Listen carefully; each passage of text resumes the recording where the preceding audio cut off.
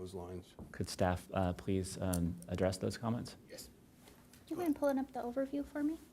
Thank you. Thank you, President Mosca and members of the board. I'll just give a brief update on what the staff reports includes and then where we are to date with construction out there. So on Wednesday, September 28th, district staff was notified of a sinkhole located within the intersection of El Camino Real and Encinitas Boulevard.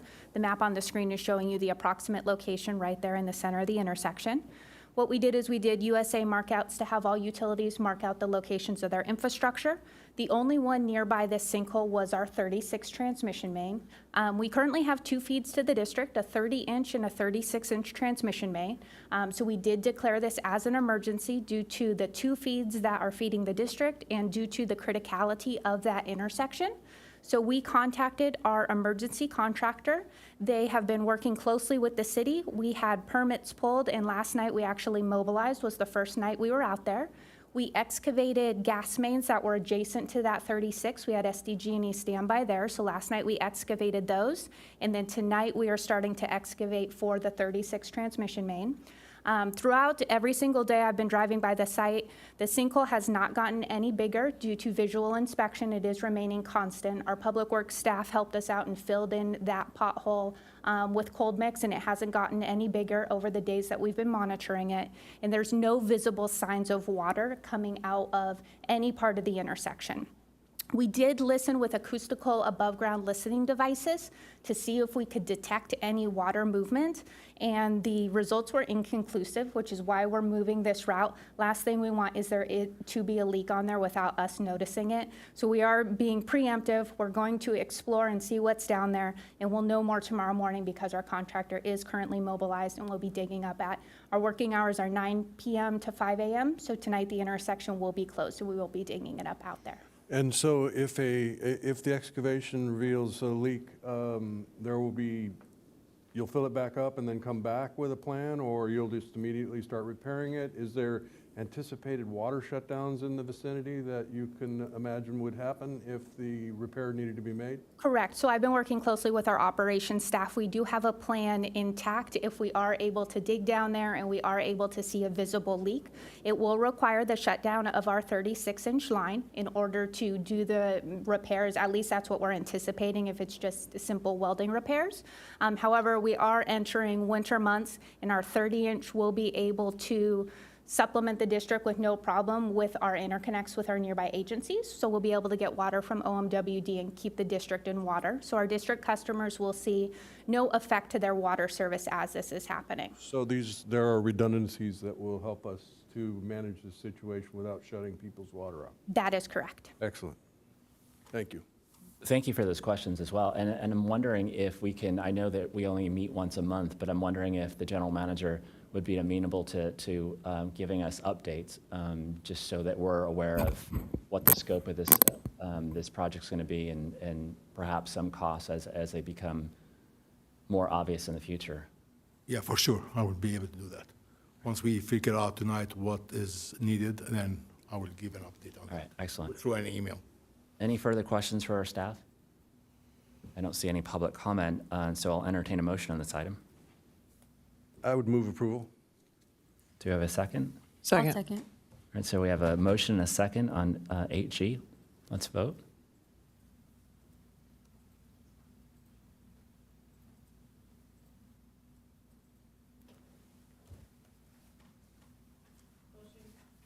Motion carries unanimously. All right, well, this, And I would add thanks to everyone for the proactivity in this. So I know that sinkholes are at that speed are kind of dangerous, so I get it, but everybody's efforts is really appreciated. Thank you. and I agree, and just echo those comments. I'll withhold my concerns, but I've seen some sinkholes around Encinitas Boulevard as well. And so I don't know if there's more of a global issue in that area, but my fingers are crossed that it's small in scope, and you're able to repair it as soon as possible. All right, let's move on to, there are no action items, and we have no informational items. While we're just breezing through this agenda, board member reports pursuant to AB 1234. Board member Kranz, anything to report? Nothing to report. Board member Hensey? Nothing? Nothing. All right, so we have nothing to report. General manager update, do you have a report? Yeah, just a quick update regarding the lake hydrants. We have recently found out additional. not a good picture. I know. Did you have to put that one up? Additional defects at Lake Hodges while they were doing the repairs at 3 or 4 locations. We're working with the city to figure out how they're going to address that. They have not come up with a solution to all the problems that they're facing. Obviously, that's going to impact what Department of Safety of Dams decision is going to be after the consequence analysis that they are conducting, the city is conducting. And I'm just going to show a few of the pictures that we have in there. And we currently are at level 284. It's expected that beginning the 24th of October, CWA will start pumping the water out until they go back to the 279.5. And then the districts will be able, by gravity, to lower the elevation of the lake to 275. And so we will have some local water to utilize during the next few days. It will take us about 35 days for us to actually go to the 275 level. That is the restricted level by the Department of Safety of Dams. I just want to show some of the pictures. Here are the pictures that we have recently received from the city, and our engineering manager, Christina, also sits on both committees with the City of San Diego County Water Authority and Santa Fe Irrigation District to provide input and make sure that our issues are addressed during these meetings. Excellent, thank you. So when somebody asks, well, why would CWA move that up to Levenheim Reservoir? Why can't the districts, Santa Fe Irrigation District or San Diego Water District, take some of that water and use it, clean it up and use it for their customers, especially if we're on, 70% imported water? It's just because of the DSOD has a timeline for us to move all the water to go back to the level 275, and the districts, because of the limited hydraulics of the gravity, they cannot do more than 45 million gallons per day. So accordingly, we have to have County Water Authority actually pump that with their pumps for the first 3 days to lower it from 284 to 280, and then the districts can take the rest of it by gravity. And we have like 35 days for us to be able to complete that, and that's exactly the amount of time that will be needed in order to take the additional 1,000 acre-feet that is currently between levels 280, 279.5 and 275. All right, excellent. Anything else with your report? I'm good, thank you. All right, well then, we are, Can I ask a quick question about that? absolutely. Is this 100-year-old concrete that we're looking at? Yes. So there have never been any interim repairs or any kind of treatments to this infrastructure? Most of these they're finding out when they did the first inspection and the dive inspection, these were not visible. Now they were able to see all these different defects, and specifically through when they did power wash to the location so that they can address it, all of a sudden they found out that there is a lot of additional concrete that's deteriorated, and accordingly you see what at different elevations. So all these issues were underwater? No, this was at level 295, which is basically before the first restriction, it was underwater, but in before the first restriction, it was underwater, but then in the 2019 restriction, the 295 was the level that DSOD imposed on the city of San Diego. But it's the power wash of some of these locations that actually caused this. I see. any other questions? All right, so we're at the end of our agenda, so I'm going to adjourn this meeting if there's no other items for us to consider. All right, we are adjourned. Adjourned. So I got a call.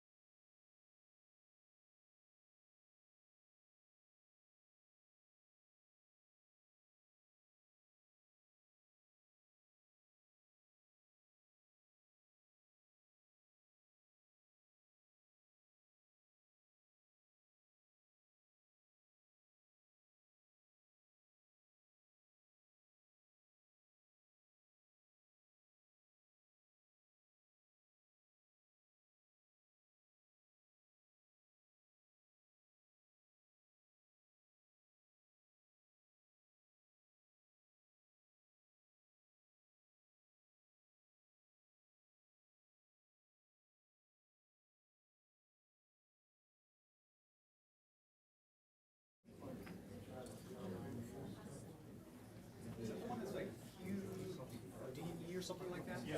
Yeah, okay, that was ready. Yeah, that was ready. Okay, thanks. So I'll just ask you when I get started. Yeah. Okay. Right slide. Okay, thank you.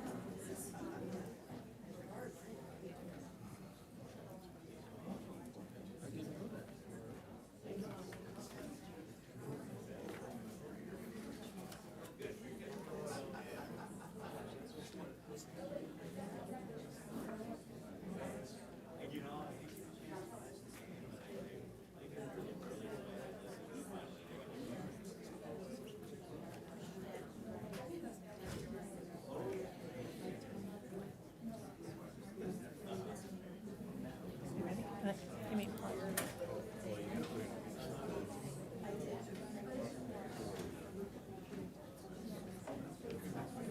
We're ready. Well, good evening, everybody. We're going to call this meeting to order. It's great to see you all. It's a nice full house today. We have a lot of exciting things happening on our agenda, so we'll get started right on time here at 6 p.m. So this is the regular meeting of the Encinitas City Council, and it is Wednesday, October 19, 2022. May we please have a roll call? Yes, Mayor. Councilmember Hinsey, Here? Councilmember Kranz, Here. Councilmember Lyons, Here. Deputy Mayor Mosca, Here? and Mayor Blake Spear. Here. Record will show that all members of the City Council are present this evening. Okay, thank you. And I invite you to join me in the Pledge of Allegiance. Ready? Begin.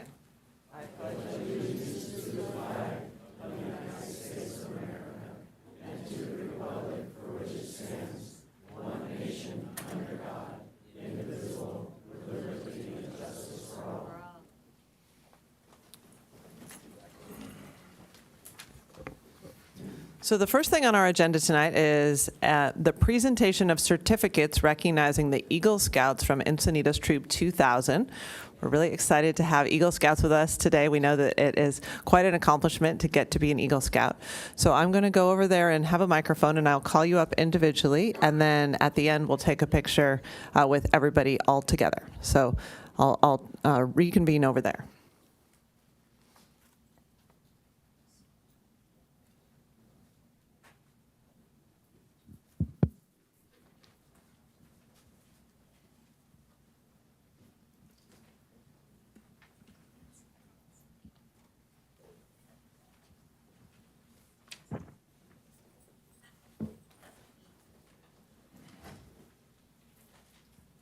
So our first certificate is for Leo Coletta, and he is not here, I think, but his father is in the room and is going to accept his certificate. So if Mr. Coletta is here, would you like to step forward?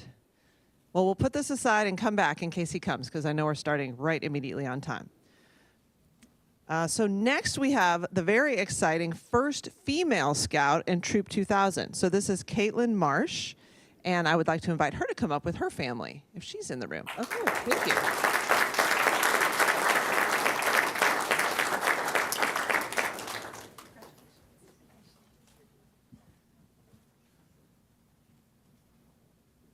So this is the Mayor's Certificate of Commendation, and it is hereby presented to Caitlin Marsh in recognition of your dedicated efforts to achieve the highly regarded designation of Eagle Scout, the highest advancement rank in scouting, requiring successful demonstration of citizenship, service, and leadership. With special appreciation for your contributions to the community, including the successful completion of your service project, which involved constructing and installing 2 new raised garden beds with critter proofing for Cadman Elementary School. And I've been told that you are actually the very first girl Eagle Scout, woman Eagle Scout in San Diego County. Is that true? Do you know? Okay. Well, we think that's true. So we're going to declare it true tonight. So congratulations.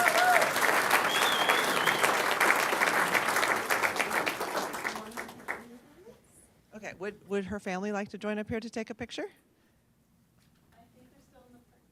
Oh, okay. Well, we'll come back. We're going to come back too. So we'll come back with everybody to take a photo. Thank you. Thank you.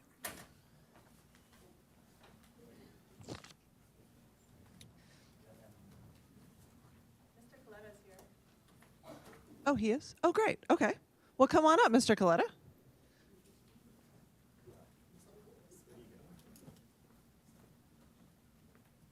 So this is the father. He's not getting the Eagle Scout, right? It's your son.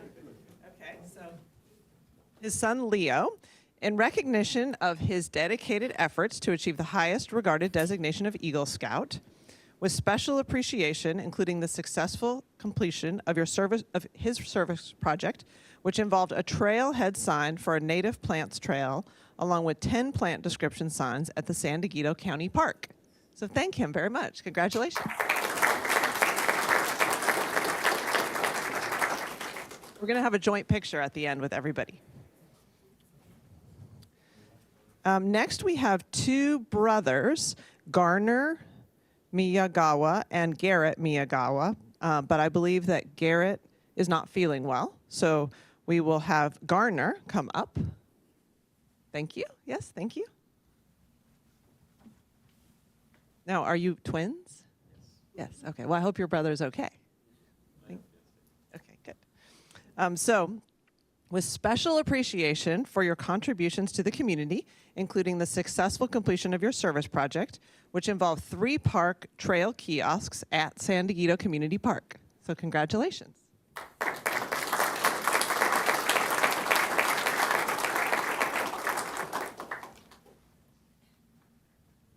And I'll just announce your brothers too, and maybe you could take him his certificate.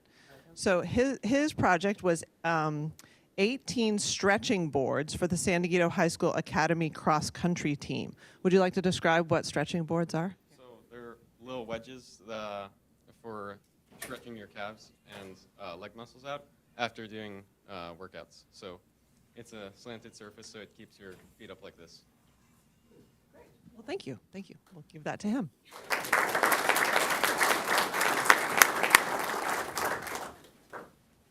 Okay, next we have Miles Ulrich.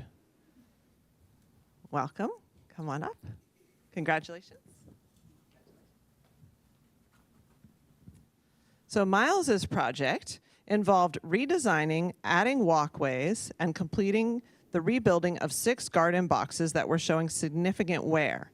In addition, soil was improved, seeds and seedlings were provided, and the students at Alevenheim Pioneer Elementary were involved in planting the seeds and the seedlings. Congratulations on your project.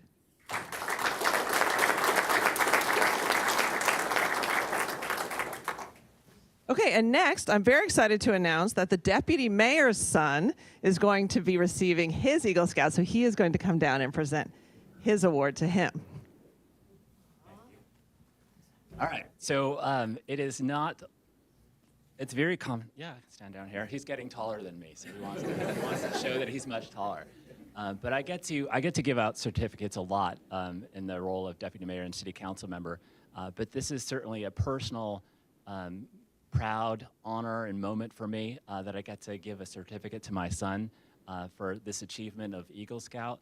First, want to recognize my family because they've been a part of this journey with Garrett the whole time. My husband, Matt Bossy, who's sitting right up here, and my son, Devin, and Matt's dad, Tom Bossy, who's a Marine, and who definitely instilled in his family the values of service, so thank you, and his sister, my sister-in-law, Lori, right here.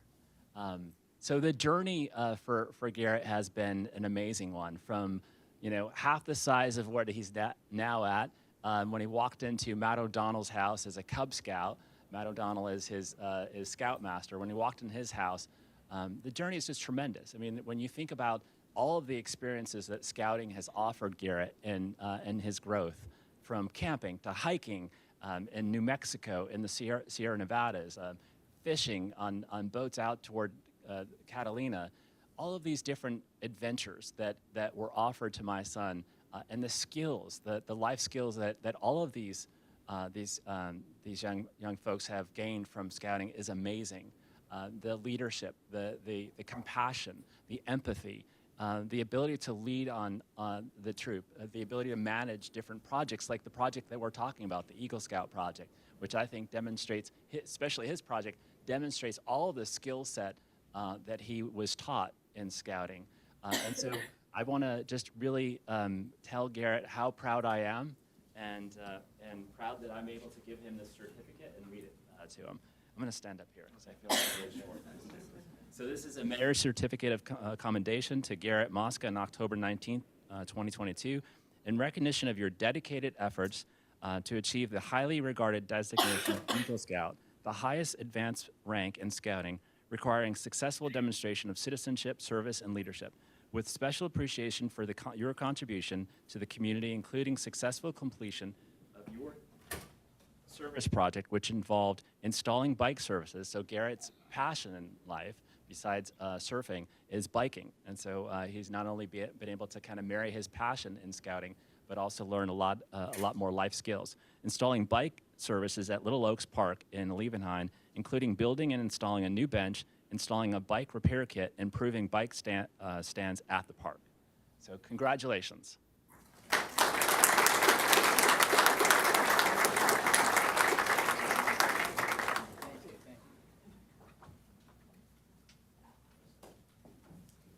And we have one more Eagle Scout, and it's Joseph Ulrich. Now, are you a twin as well? No. Okay. There are two Ulriches, Miles and Joseph, but you're not twins. Okay.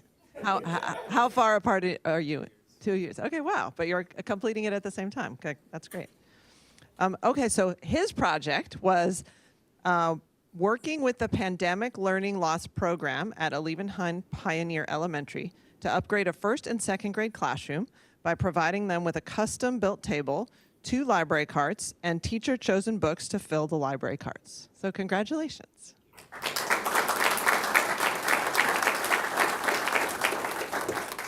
And so now we have a special recognition for the Scoutmasters, because the Scoutmasters do a tremendous amount of work.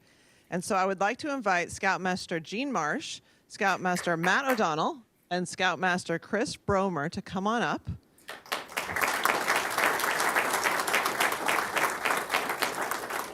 So these 3 stellar leaders do a tremendous amount to help guide the youth that they help to get Eagle Scouts. And I'm sure there are others coming up in the pipeline as well. So I just want to highlight a little bit about what they've each done. So Scoutmaster Jean Marsh, for the last 2 years, has been overseeing troop activities that include monthly hikes, campouts, weekly meetings, community activities like local Veterans Day and Memorial Day services, the Greek Festival, the Haunted Hotel at Levenheim Hotel, or Town Hall, Levenheim Town Hall. And his daughter is Kaylin March, who was receiving the Eagle Scout Award tonight. So it's all in the family. Congratulations.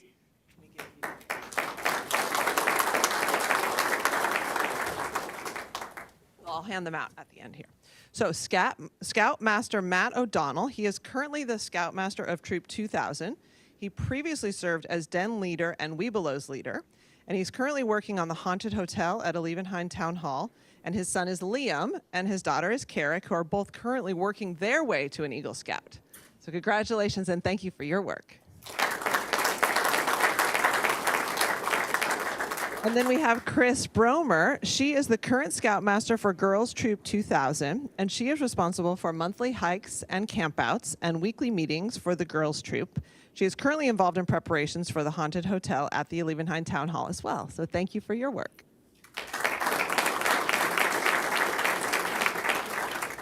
So I'd like to invite everybody to come up with your certificates and your families, and I'd like to invite the council to come over, and we will take a big group photo.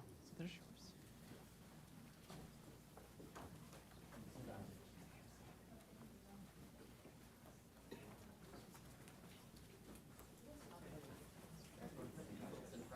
Yes, put the eagles in front. That's a great idea. All eagles in front.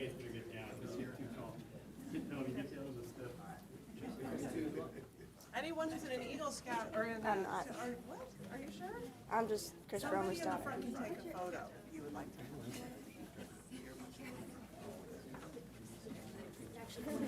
Stand back by me and get the shot. Just remember, if you can't see us, we can't see you. Everyone see? All right, 1, 2.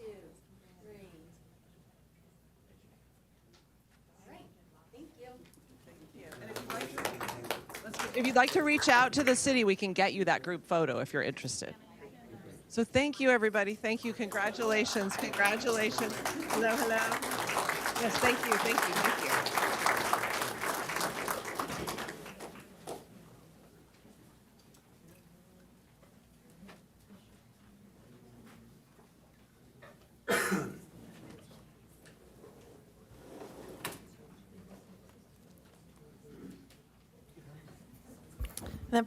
For those of you standing, if you could please find a seat. There are now some vacant seats right up here in the front. Okay, our next presentation is the Interim Superintendent of Business Services for San Diego Union High School District regarding the San Diego Union High School Aquatic Center proposal. So I'd like to invite John Adelman to come up and give his presentation. Thank you very much for having me here. I am the interim associate superintendent. Don't want to overstep, but thank you very much for having me.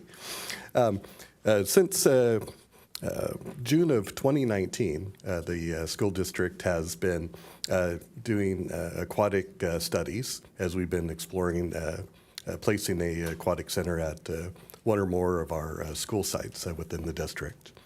Do you have the presentation up?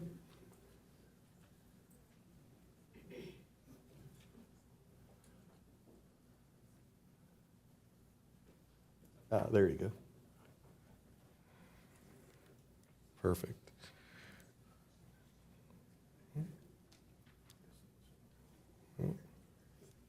Oh, there we go. Perfect. Yeah. So since 2019, we've been moving forward with an aquatic study. Over the last couple of years, though, we've actually been making advancements towards the implementation of actually constructing a pool.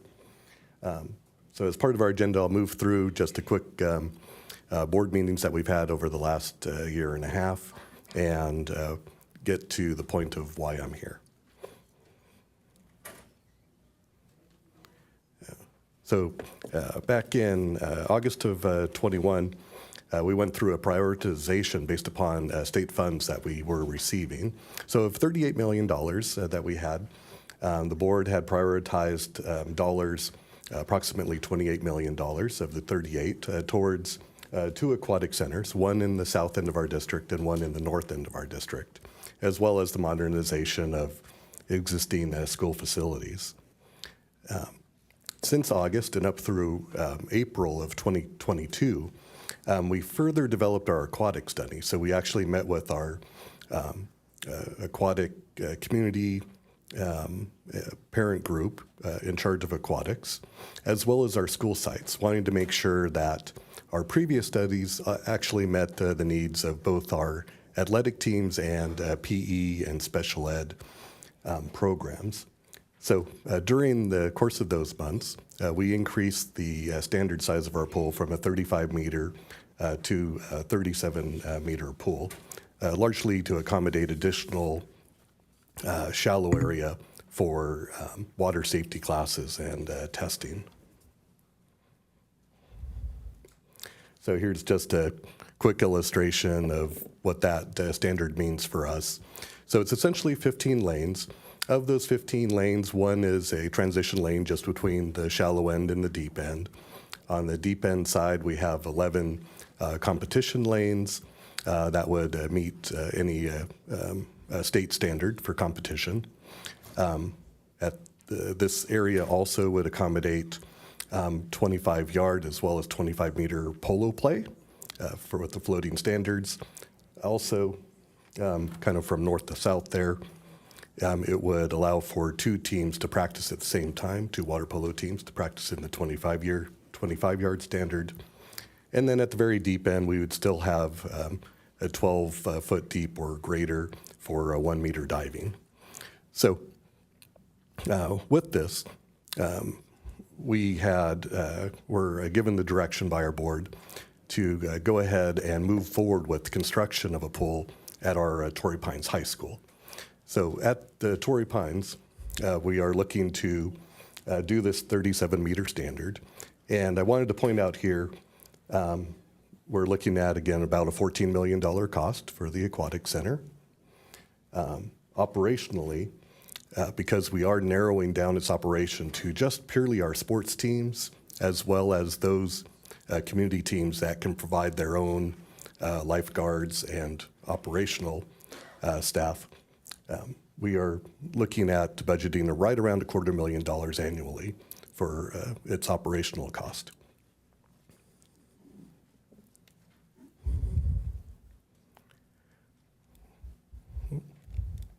At the north end of our district, the conversation was about placing a pole at our San Diego Sports Complex. And so for those of you that may not know where our sports complex is, it's over on Calle Barcelona, over in the city of Carlsbad.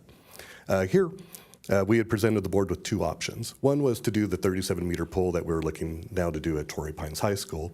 But the conversation also evolved into, given that this is something of a sports park, what if there is a community partner that would want to do something greater, whether it's a 50-meter pool or some other attraction for the community, something that provides a greater resource. So just so you have some numbers in front of you, the estimated cost of a 50-meter pool would be somewhere around $16.3 million. Its operational cost, and you can see once you have something that's a larger community use, the operational cost grows a bit, coming in around a little over $1 million annually. Though our group has done quite a bit of work, and they believe that if we have a knowledgeable community partner, they would be able to better operate the pool within a park and rec setting and have already established resources that could be leveraged in this manner, more so than if we were to operate it on our own. So the direction that I was provided was simply to go out and look within our greater community here in the north and see if there's interest in finding a partner that would like to partner with San Diego in building an aquatic center somewhere here in the north end of our district. And so, of course, I thought about the city of Encinitas, as I've been approached by members of the Park and Rec Liaison Committee over the years. So I wanted to bring this presentation to you this evening simply to see if there's interest. If there is interest, I would look to go back to my board in January of '23 as part of a facilities meeting and recommend to the board that if there is interest, we would re-engage Aquatic Design Group, who did our study, such that we could then work together to program out what a facility might look like in our partnership, and then be able to come back to you and provide additional both construction costs and operational costs, so that way we could then perhaps move forward in a joint use type of fashion. So that's my presentation. Are there any questions? Well, thank you very much for the presentation. This has been talked about for a long time in our community. Deputy Mayor Mosca. Yeah, thank you, John, for being here. This is like full circle for me.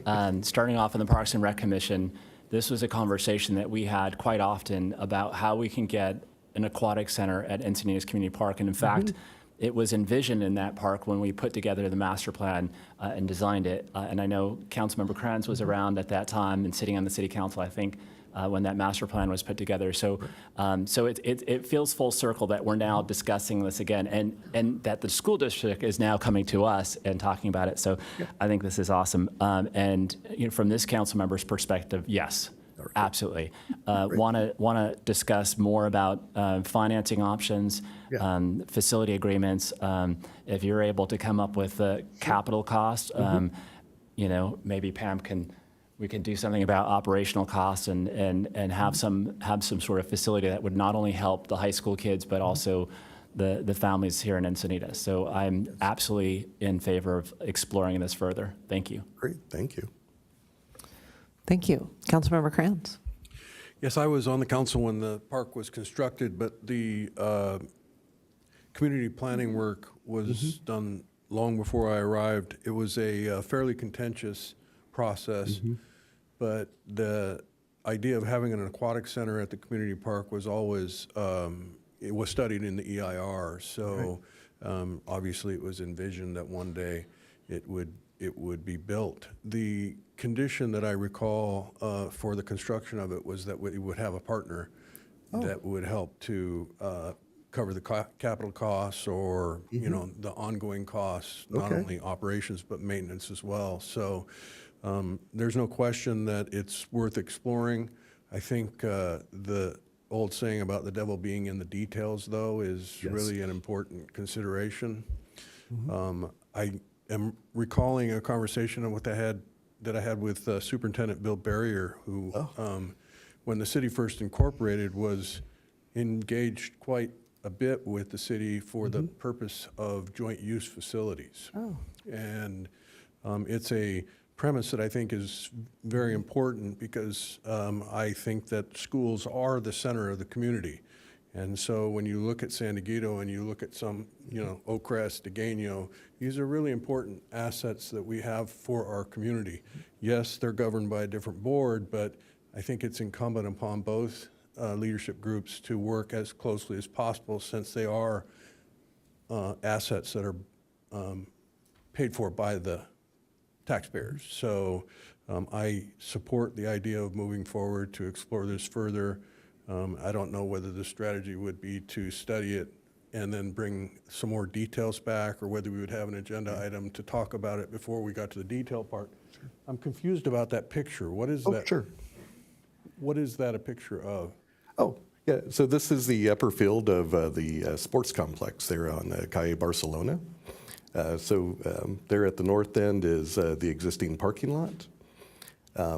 We had originally envisioned some kind of multi-purpose room where that pool is So located. that's not the community park. Yes. No, So, yeah, okay. that's the I just sports wanted to complex, correct. Clarify that, Right. make sure I wasn't disoriented in terms of what we were looking at there. Correct. Because the EIR has very specific locations and size, and, you know, Correct. there were assumptions that were made in there. So, you know, it is going to be necessary to make sure that whatever's being proposed squares with that, or we have to reopen that process or whatever. So, but Correct. yeah, I am fully supportive. Excellent. Councilmember Hinsey. Thank you, and thanks, John, for coming back again to City Hall today to present this for us. At this really high level, I too am supportive. I have a vision for the city that every resident, from the time they're so young, would be able to learn to swim for free. I think I learned to swim at our local YMCA, but we're growing as a city, and I think we need another place where our young ones can learn to swim, feel comfortable in the water, and then join the junior lifeguards program or feel comfortable going to the beach when the time is there. So thank you. That was a really great presentation. Great. Excellent. Thank you. Councilmember Lyons. Yes, thank you. I believe there's a lot of interest in the community, and I also know that these are not easy things to do. And you smile because you know that too. It's just, it is a little complex as far as how you cite them and how you fund them and all the details associated with getting approvals and then maintenance and operations. So I don't want to be overly, I don't know, I want to be positive, but I don't want to be overly optimistic. But I do want to direct our city manager and our head of parks to continue the dialogue with Mr. Elderman, and let's see where it goes and whether we can get to a point where something comes back to us. No, understood. Thank you. No, thank you. Thank you. And yes, I will support everything that's been said. I think I look forward to the day when the city does have more pool space. My teenager was a competitive swimmer, and I know how difficult it is for the teams to find swimming and for people to be able to access lessons and things. But of course, this has to be considered in context with all of our other capital projects. So I think, having it come back at a time when it can be evaluated in the context of all the other things the city wants to do is really the most appropriate thing. So I'm grateful that you came and gave a little presentation today. Thank you so much. And let me just make sure we don't have any public comments on this. We do not. Okay. Okay. Well, thank you, John. All right, great. Thank you for the feedback, and we'll look forward to getting back with you. Okay, great. Thank you.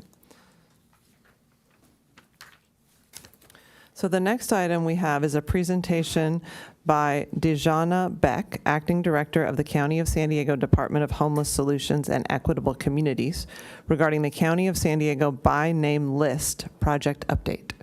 Welcome.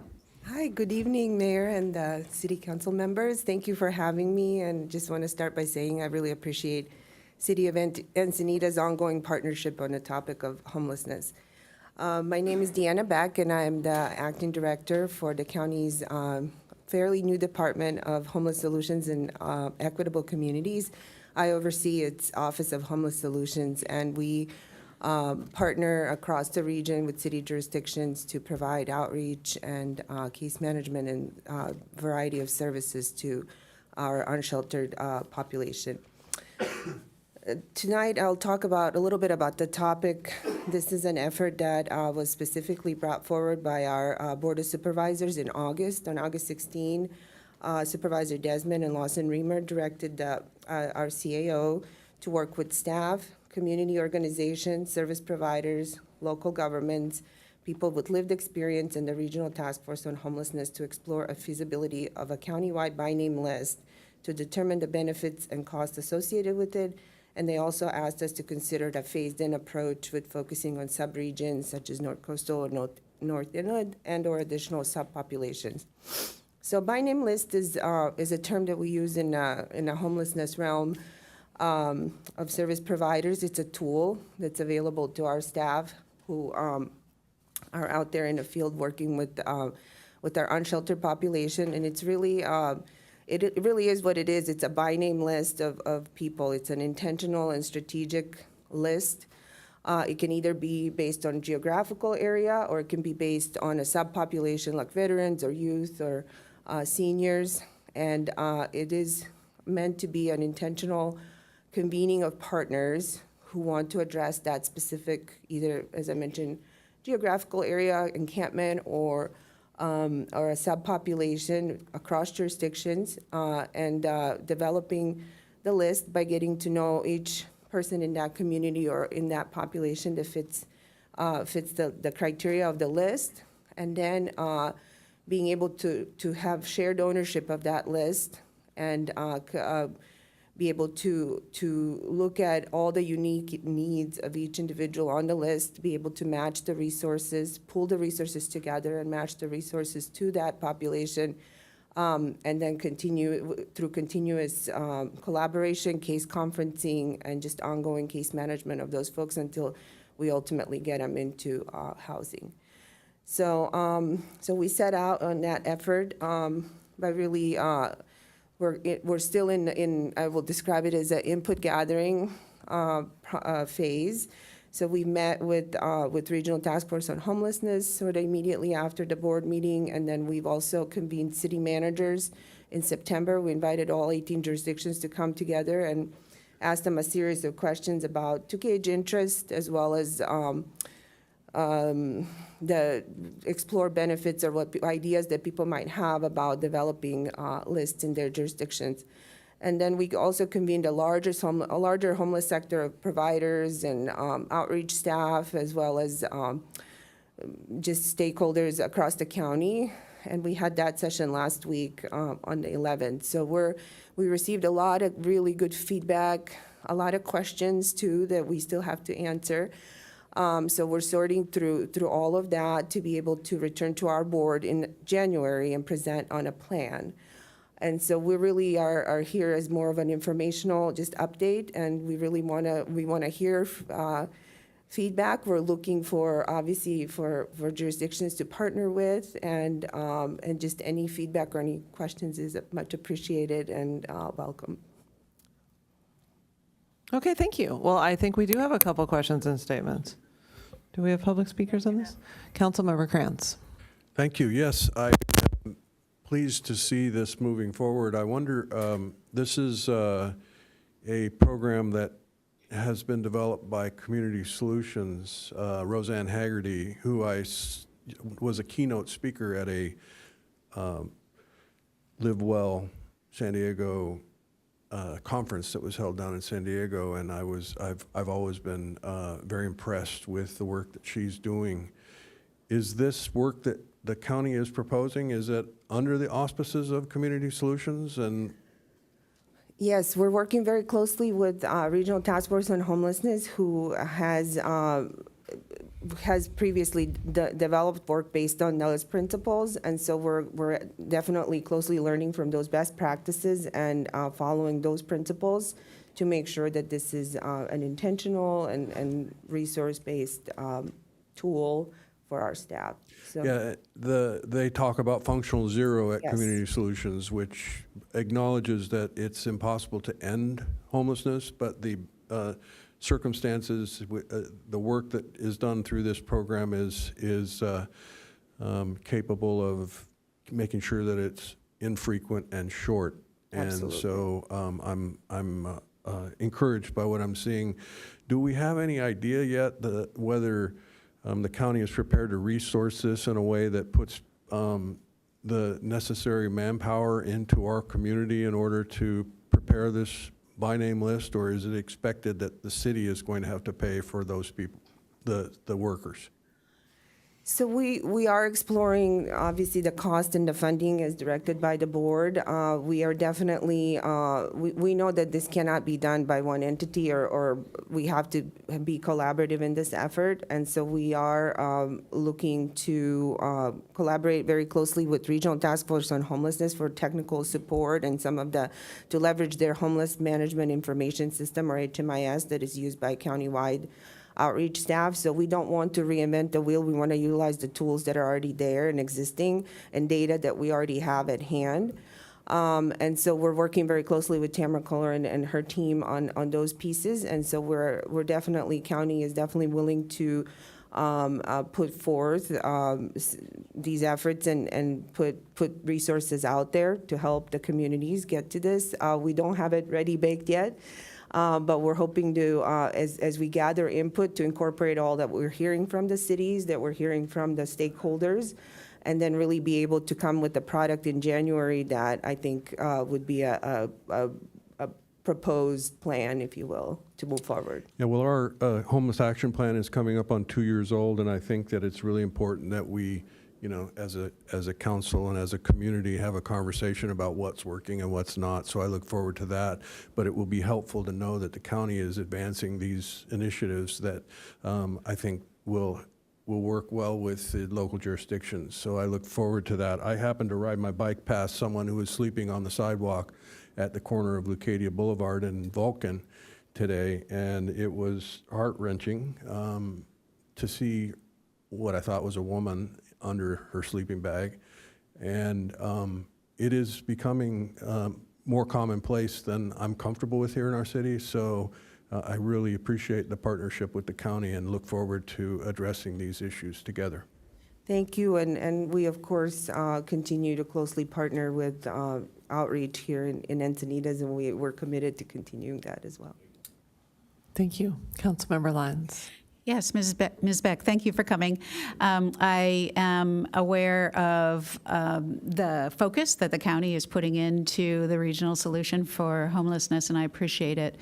And this is just very complimentary to it. I think there's a lot of opportunity here. I want us to continue to be able to come and have the dialogue with you and for you to come to us, because every jurisdiction has slightly different input to provide, and I think it can be valuable as a communication back and forth and a relationship building opportunity. I see that one of the best opportunities to look at, and I just want to give you just some informal feedback, is as you're looking at what the resources are in the community and who are the population of unsheltered, we think we know, we know perhaps mental health issues. We understand that sometimes it's a matter of needing just shelter. We understand the multiple, what we believe are the multiple range of issues that make the situation where people are on the street. But what I suspect your study might do, because it's more comprehensive across other jurisdictions, is reveal where some gaps are. Where are those gaps? And is that where our barriers are to being able to achieve the objectives of the, what did you call it, functional zero? So I really look forward to continuing to be part of this dialogue. I think it's going to help reveal a lot. So thank you very much. Thank you. Well, thank you so much for coming today. We really appreciate it. We look forward to the next step. And me too. Thank you very much. Thank you. All right, now we are on to oral communications. Yes, Mayor, we do have several. I'm going to call each of you one at a time. You have 3 minutes, and just as a reminder, these are for items that are not listed on the agenda. First 3 speakers, James McDonald, Kevin Cummings, and then Audra. And just as a reminder, hold 1 second, you can come to the microphone. But I just want to remind the speakers and the audience about our code of conduct, which is to be respectful and courteous, and to please address your comments to the council as a whole and not to the public, turning around and talking to the public, and also to avoid personal attacks against members of the public, elected officials, and city staff. So we thank you for your consideration of that. So go ahead, James. Okay, my name is James McDonald of the Encinitas Bee Company. What we do is if your house is invaded by bees, instead of poisoning them, we remove them safely and humanely and give them to the San Diego Beekeeping Society to maintain a healthy population of bees. I am here to talk about our pollinators and protecting them. Before my phone melts down, I'd like to read a letter from Sally Pendergrass from the environmental, not from the environment, from the Sierra Club, the North County branch. Okay. Protecting biodiversity includes our pollinators. It's critical to the state's efforts of protecting 30% of our wildlife biodiversity by 2030. It's called the 3030 campaign. It melted down. I can wing it. But there, it just doesn't like me. Okay, but let me with personal thanks. I've been following the election, the mudslinging, the fear-mongering. You have the greatest respect for putting up with this. I'm glad you're doing it. I couldn't, and just, hang in there. The majority of Encinitas loves you guys. A personal thanks to Joe Mosca. I'm a resident of Liebenhain, and just what he's done has been phenomenal, and I'm sorry to see him go.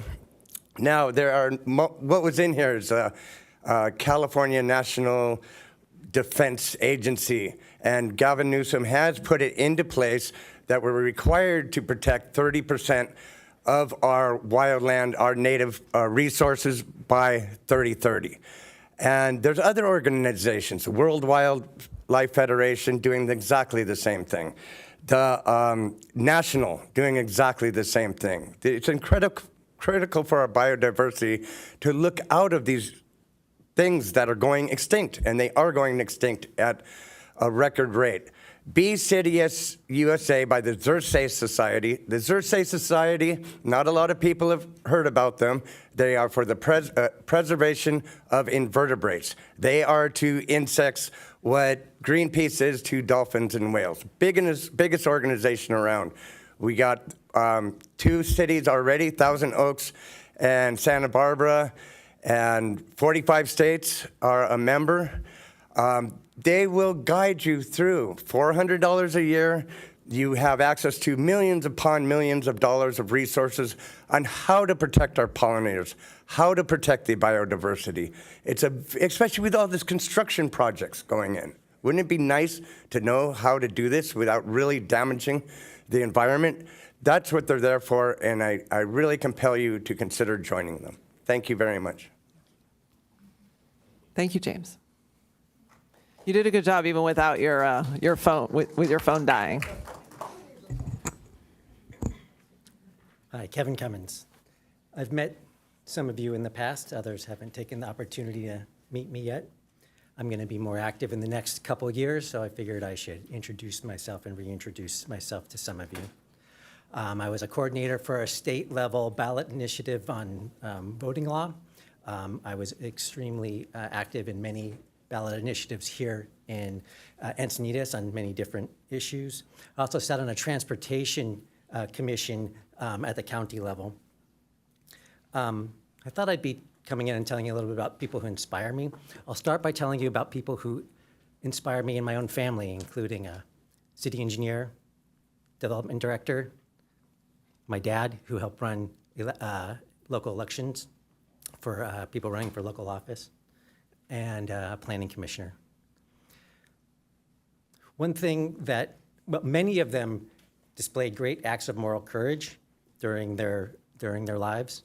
So they put doing the right thing ahead of their own personal finances, their own social standing. So I lean into them when they give advice. And their advice on a couple of things I think is relevant to where we're going, which is Support those people who make decisions based on well-articulated principles and solid evidence. Avoid those people who make decisions based on things that they call politics, because that's about personal gain. I think they would have very much liked my wife's grandfather, who was a county supervisor here in San Diego. He was extremely well respected by both Democrats and Republicans. We can use some more of that. Maybe here's why. He was once asked, "What is beauty? What's beautiful?" And he had a one-word answer. Do you know what this is, Tony? Okay. Integrity. That was his word. He carried that. I hope in the next few years that what we can do together is make Encinitas a little more beautiful. Thank you. Next speaker is Audra. Audra will be followed by Scott Campbell and then Barbara Gordon.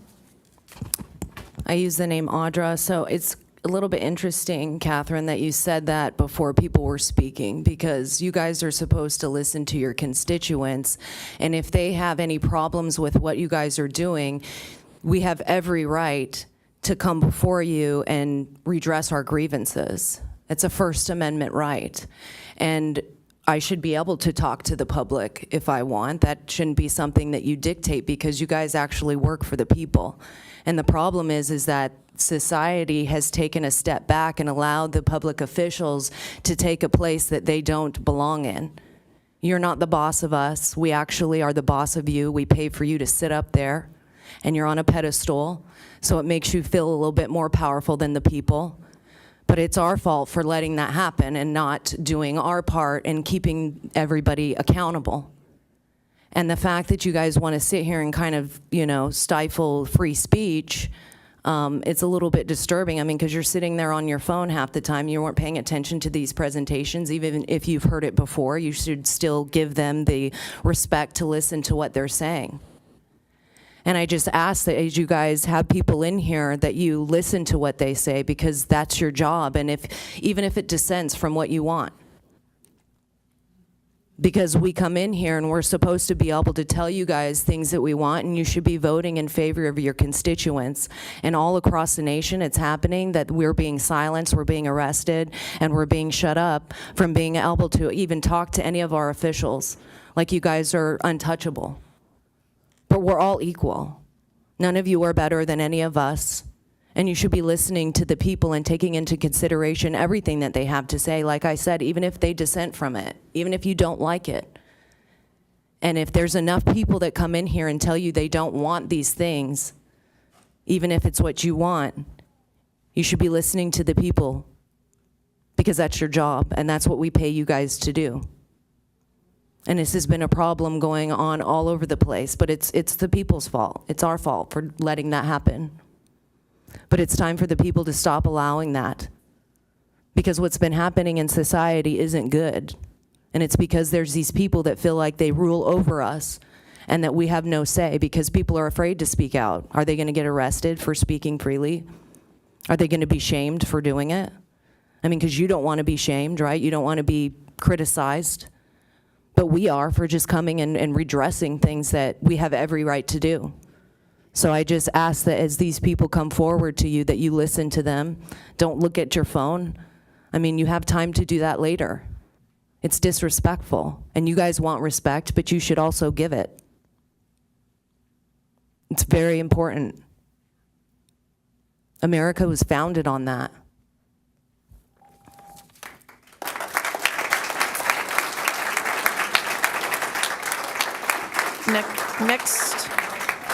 Next speaker is Scott Campbell, followed by Barbara Gordon, and then Peggy Walker.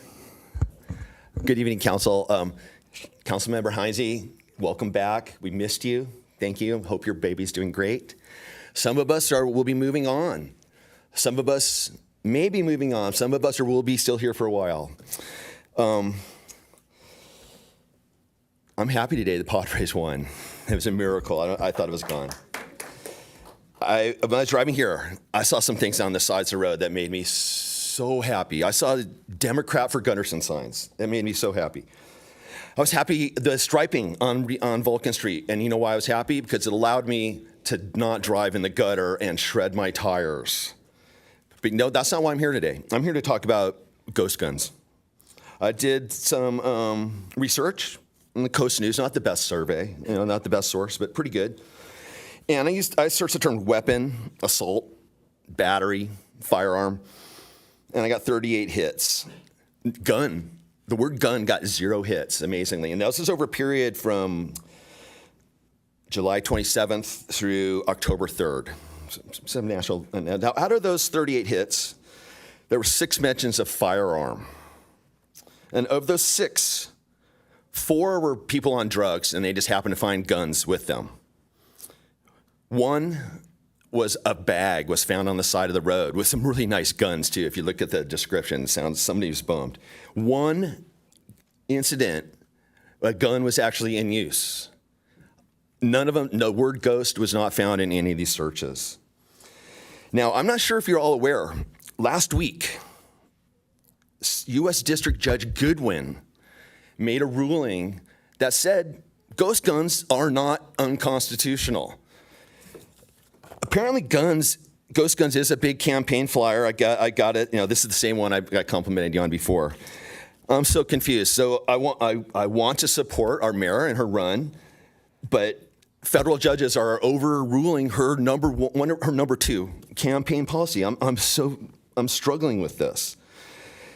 I got lots more to talk about later. Thank you for your time.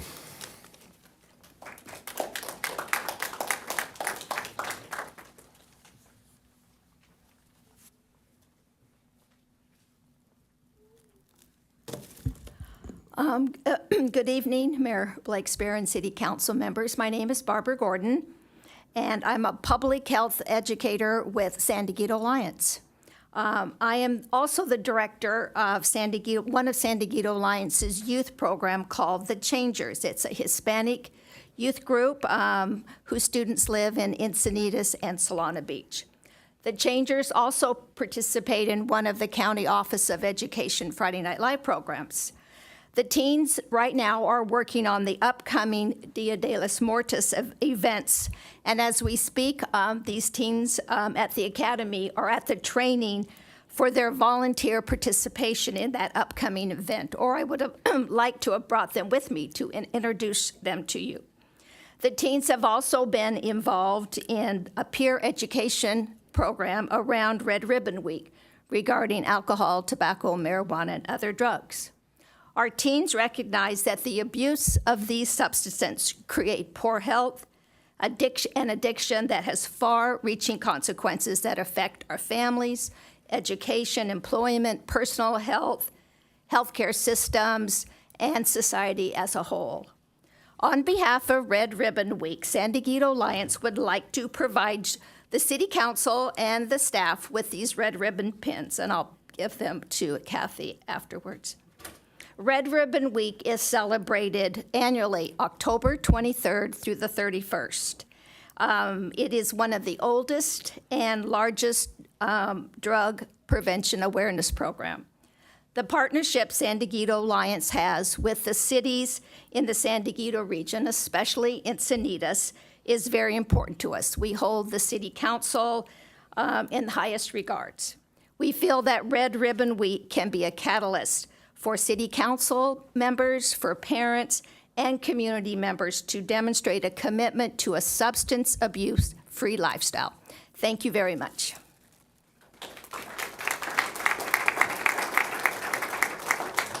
Next speaker is Peggy Walker, followed by Terry Ann Skelly, Inga Biskiner, and then Naomi Woodward. Good evening, Council. I work in prevention and public health advocacy, and on the heels of what Barbara Gordon just said about Red Ribbon Week, I want to say that prevention activities like Red Ribbon Week have never been more important, including from an economic standpoint, and the President agrees.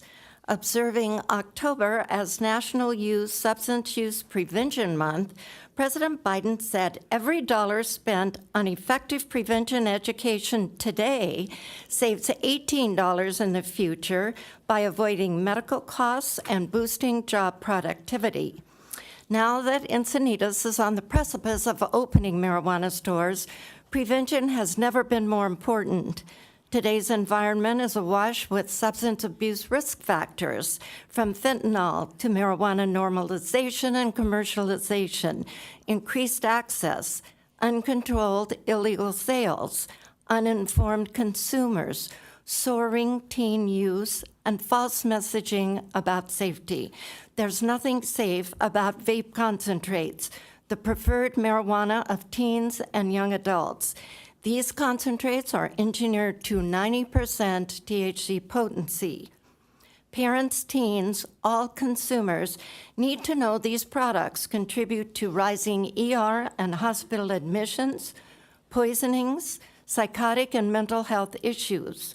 Lawmakers in Washington and Colorado, where marijuana use disorder rates have increased 25% after legalization, are reacting with THC caps and required warnings on high-potency marijuana.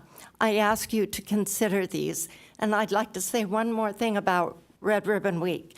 San Diego law enforcement, police, sheriffs, the DEA, and our San Diego District Attorney's Office feel that it's so important that they stage a Red Ribbon Week observation event every year with about 200 or more in attendance. So we need more prevention activities like this. Thank you.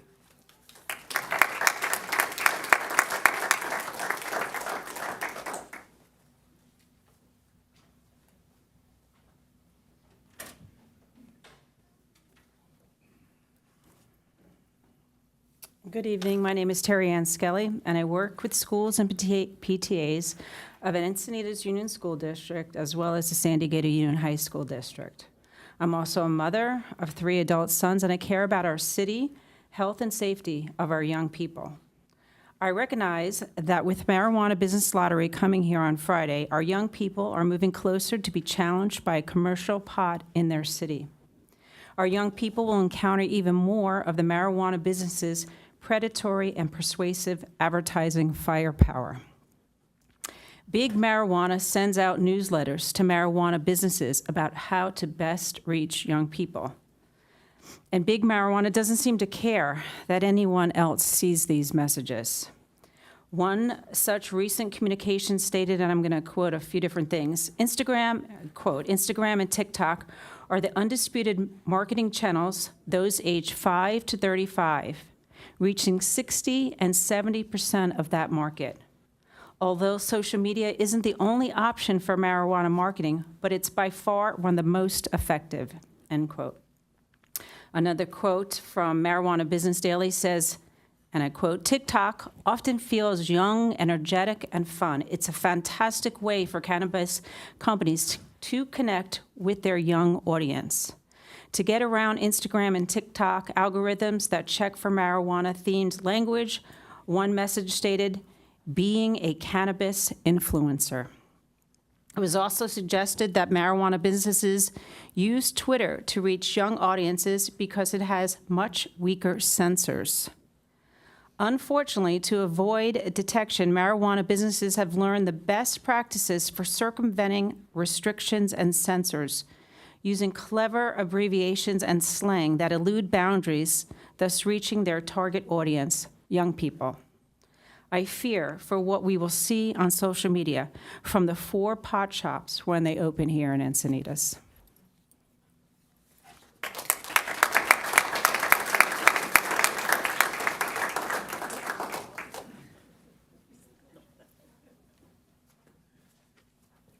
Are you next?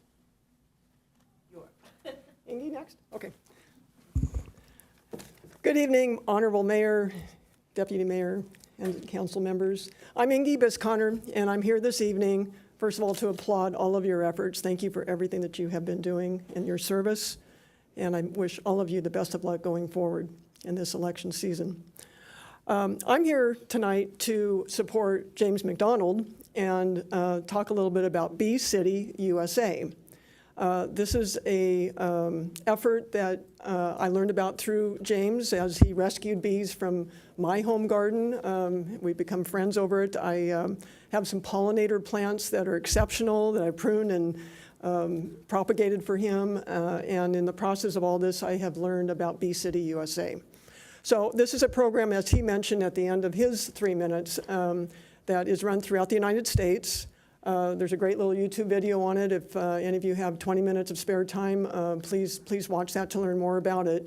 But the majority of the cities that are already enrolled and committed to Bee City USA are in the East Coast, and there's very few in California, and that's sad. As James said, pollinators are in decline.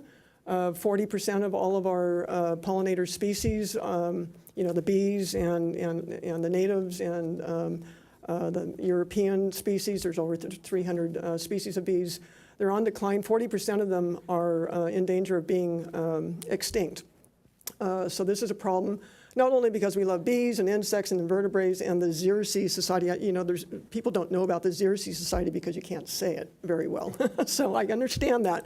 But anyway, the insects are not only important in and of themselves, but 30% of our food is dependent on pollinators. All of our fruits and vegetables and nuts and things like that need pollinators. So if you really don't care about nature, that's okay, but I'm sure everybody cares a lot about eating. So I would really encourage City Council to consider directing staff to look into joining Bee City USA. It's not that onerous. Basically, to apply to it, you need to form a committee, which is typically staffed by a city council liaison, as well as maybe somebody from Parks and Rec, people from the community, a citizen. I'd be willing to do something like that. You fill out the application. The city adopts a resolution, and the mayor approves it, and you pay, for a city of our size, a mere $400 fee. And what we would need to commit to is, over the course of a year, to educate and have events and just commit to planting more pollinator species to support the bees that are in decline. It's not that big of a deal, and I hope we can do it. Thank you. Thank you. I'd like to ask the city manager to look into joining Bee City USA. We could pair it with Tree City USA and do joint events together with our trees. Thank you. Well, good evening. It's nice to see you all. My name is Naomi Woodward. I live in Encinitas, and I'm the president of Encinitas Friends of the Arts. I'm basically here on behalf of the board to thank you for all your support for the many years and of the arts. And it has enabled us to offer our 9th annual Dia de los Muertos. So I'm sorry I didn't follow the procedure. I was going to show a really cool video. But I'd like to invite you officially and the community to attend this amazing cultural event in our community. Just in case, for some of you who don't know, it's going to be taking place on October 29th at the Encinitas Community Center from 12 to 4. And there are a lot of activities, a lot of performances, and we have over 100 volunteers. And it was mentioned earlier, I was working with a bunch of the kids earlier today. We were training them for face painting and making flowers and things of that nature. And it's just a beautiful celebration. We have a lot going in our community, a lot of beautiful things. And I wish for everyone to take time to enjoy those as well. So thank you so much again, and look forward to greeting everybody. Thank you.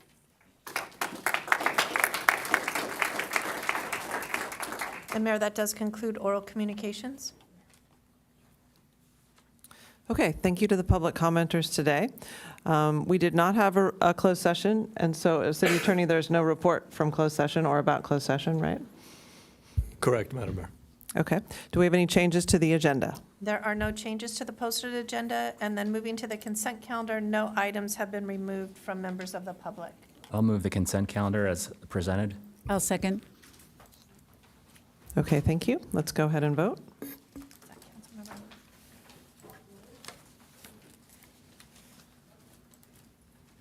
Was that Councilmember Kinsey or Lyons? Lyons, thank you.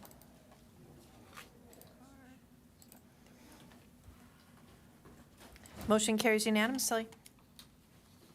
Okay, thank you. So now we are on to our action item 10A, and this is a public hearing to consider a timely filed appeal of the Planning Commission's approval of a variance and coastal development permit.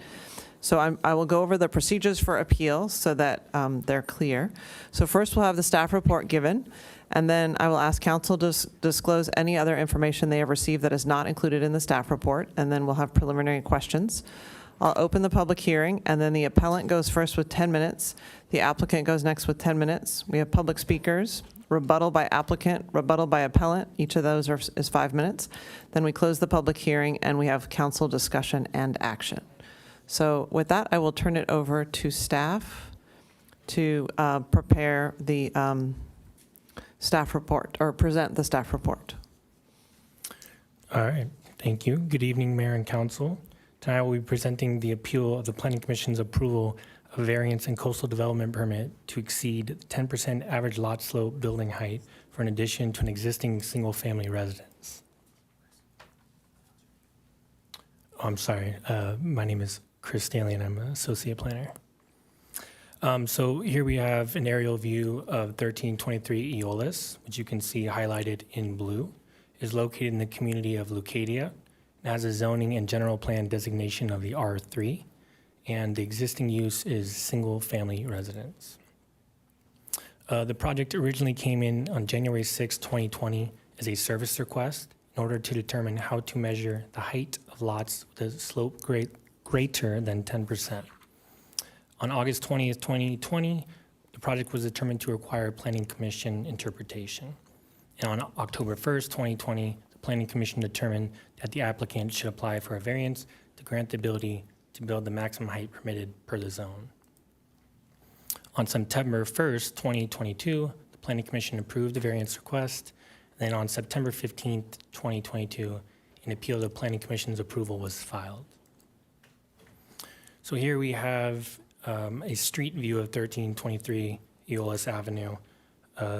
The property is located in, has an existing 800 square foot single family dwelling with an attached 352 square foot garage.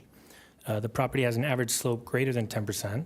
So pursuant to an Encinitas Municipal Code Section 3016 10B6AI, lots in R3 and R25 zone with slopes greater than 10% are restricted to a maximum height of 12 feet above the crown of the right-of-way for flat roofs and 16 feet above the crown of right-of-way for pitched roofs.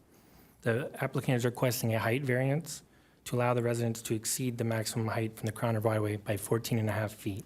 The height variance would allow for a second-story addition to the existing single-story home, and the applicant is requesting to build the permitted height of the R3 zone within the proposed building profile. The maximum building height of the R3 zone is 22 feet for the flat roofs and 26 feet for pitched roofs. So the appellant had 6 major points of appeal, first being demonstration of unique lot, second being comparable property height allowances, the third being steep slope protection, fourth being recreational infrastructure, shed, deck, and backyard space, the fifth being project alternatives, and the sixth being failed septic system provisions. So for the appellant's first claim, it states that they, the Planning Commission, did not demonstrate the lot is unique. It is not. It is typical and virtually identical to 2 properties. For staff's response, the first reference, the first finding for a variance, which is that because of special circumstances applicable to the subject property, including size and topography, the strict application of the zoning ordinance deprives such property of privileges enjoyed by other property in the vicinity and under identical zoning classification. So the property is considered a substandard lot because it has a net lot area of 12,080 square feet when the minimum required for the R3 zone is 14,500 square feet. It also has a width of 60 feet when the minimum of the R3 zone is 80 feet. So right there's your size. The rear half of the lot is unbuildable due to existing steep slopes, and there's the topography. The buildable area is only half of what the maximum lot coverage would allow, which is approximately 18.6%, when the R3 zone would allow up to 35%. So for the appellant's second claim, it's that comparable properties do not have the right to build to 26 feet. The Planning Commission, PC, relied on a grossly flawed analysis. And for staff's response, say that a variance may be applied for if it is believed that their property is deprived of a privilege enjoyed by their properties in the vicinity and under identical zoning classification. I also provided some examples of two-story homes on the same street. So this first one is 1456 Euless Avenue. This is 1428 Euless Avenue, 1413 Euless Avenue, and 1345 Euless Avenue. So for the appellant's third claim, it says the steep slope open space protections required by the EMC, Encinitas Municipal Code, were simply ignored. And for staff's response, say that there's no development is proposed in the steep slope portion of the property. Therefore, the requirement to preserve the steep slope areas in an open space easement is not triggered. For the appellant's fourth claim, it says that the Planning Commission ignored the recreational infrastructure in a massive shed and workspace deck when considering backyard space. And for staff's response, for the backyard space for usable area, we were looking at flat usable area. For the appellant's fifth claim, is that the evaluation of alternatives was not seriously considered. And for staff's response, first, again, we referenced the variance finding 4A, which is that the project could not be avoided by alternative development that would be of less significant impact to the site and adjacent properties than the project requiring the variance. So the two alternatives that were provided for Planning Commission, the first one being a single-story addition, which would limit the size of the home to approximately half, again, 18.6% of what the lot coverage of the R3 zone permits. And the second option would have been to demolish the existing home and rebuild it with a second story that would meet the maximum height requirement from the crown of road, and that option would require significant grading. For the appellant's sixth claim, it says that there is no provision for the treatment of sewage on this property that has a failed septic system. And for staff's response, first of all, any issue that would come up with septic would be addressed during the building/grading permit process. The discretionary action specifically is to allow the addition to existing residents to exceed the permitted building height. The project would also require approval from the San Diego County Department of Environmental Health. It would be required prior to issuance of the building/grading permit for the addition to ensure compliance with applicable health standards for septic systems. So because the project is consistent with the general plan, the Encinitas Municipal Code will not have a significant impact on the environment, and because staff has determined that the concerns raised in the appeal have been adequately addressed, staff recommends that the council deny the appeal and uphold Planning Commission's decision approving the project as detailed in the staff report. That concludes staff's presentation, and we are available for any questions. Okay, thank you very much for the presentation. So I will now ask council to disclose any other information that you may have received that is not included in the staff report. Councilmember Krantz. Nothing to disclose. I have nothing to disclose. I have nothing to disclose. Nothing. And I also just have one question, initial question. Okay, hold on. I also have nothing to disclose. So let's go to now preliminary questions. So Deputy Mayor Mosca. Just one initial question. So in terms of the appellant's sixth argument of the faulty, non-functioning septic system, you say that it's not within the scope of the requested permits that are before us and on appeal. When would that be addressed? It would be during the building/grading permit process. And So- how would that be addressed within that process? Would there have to be a connection to a sewer line, or would there have to be a functioning septic tank? There would need to be a functioning septic tank, yes, but the project would not be required to attach to our sewer. That would only be if there was a splitting of a lot. All right, thank you. Okay. Now I'll open the public hearing. And now we will call on the appellant to go first for 10 minutes. And the appellant is Kevin Cummins.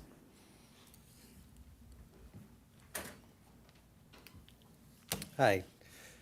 I suspect that everyone here, at least from my neighborhood, wants to see this applicant get into a project that works for their family. That does include me. I also want to see everyone in the city have a fair and equal access to the enjoyments of our hometown. I don't want to see this action make building more difficult for the rest of us on Northeast Eolas. And you can make this work out. The appeal is about making sure the building process is fair for everyone. It's about whether or not the council will ignore the law for some people and not others.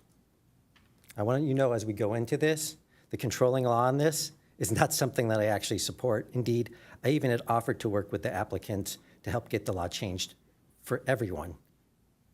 How can you help this applicant now? At least go through the motions of doing it the right way. I don't think the applicants want you to cheat for them. I'm not seeing anything in the public comment that asks you to ignore the law. My appeal has 3 problems. Some of those things were addressed here.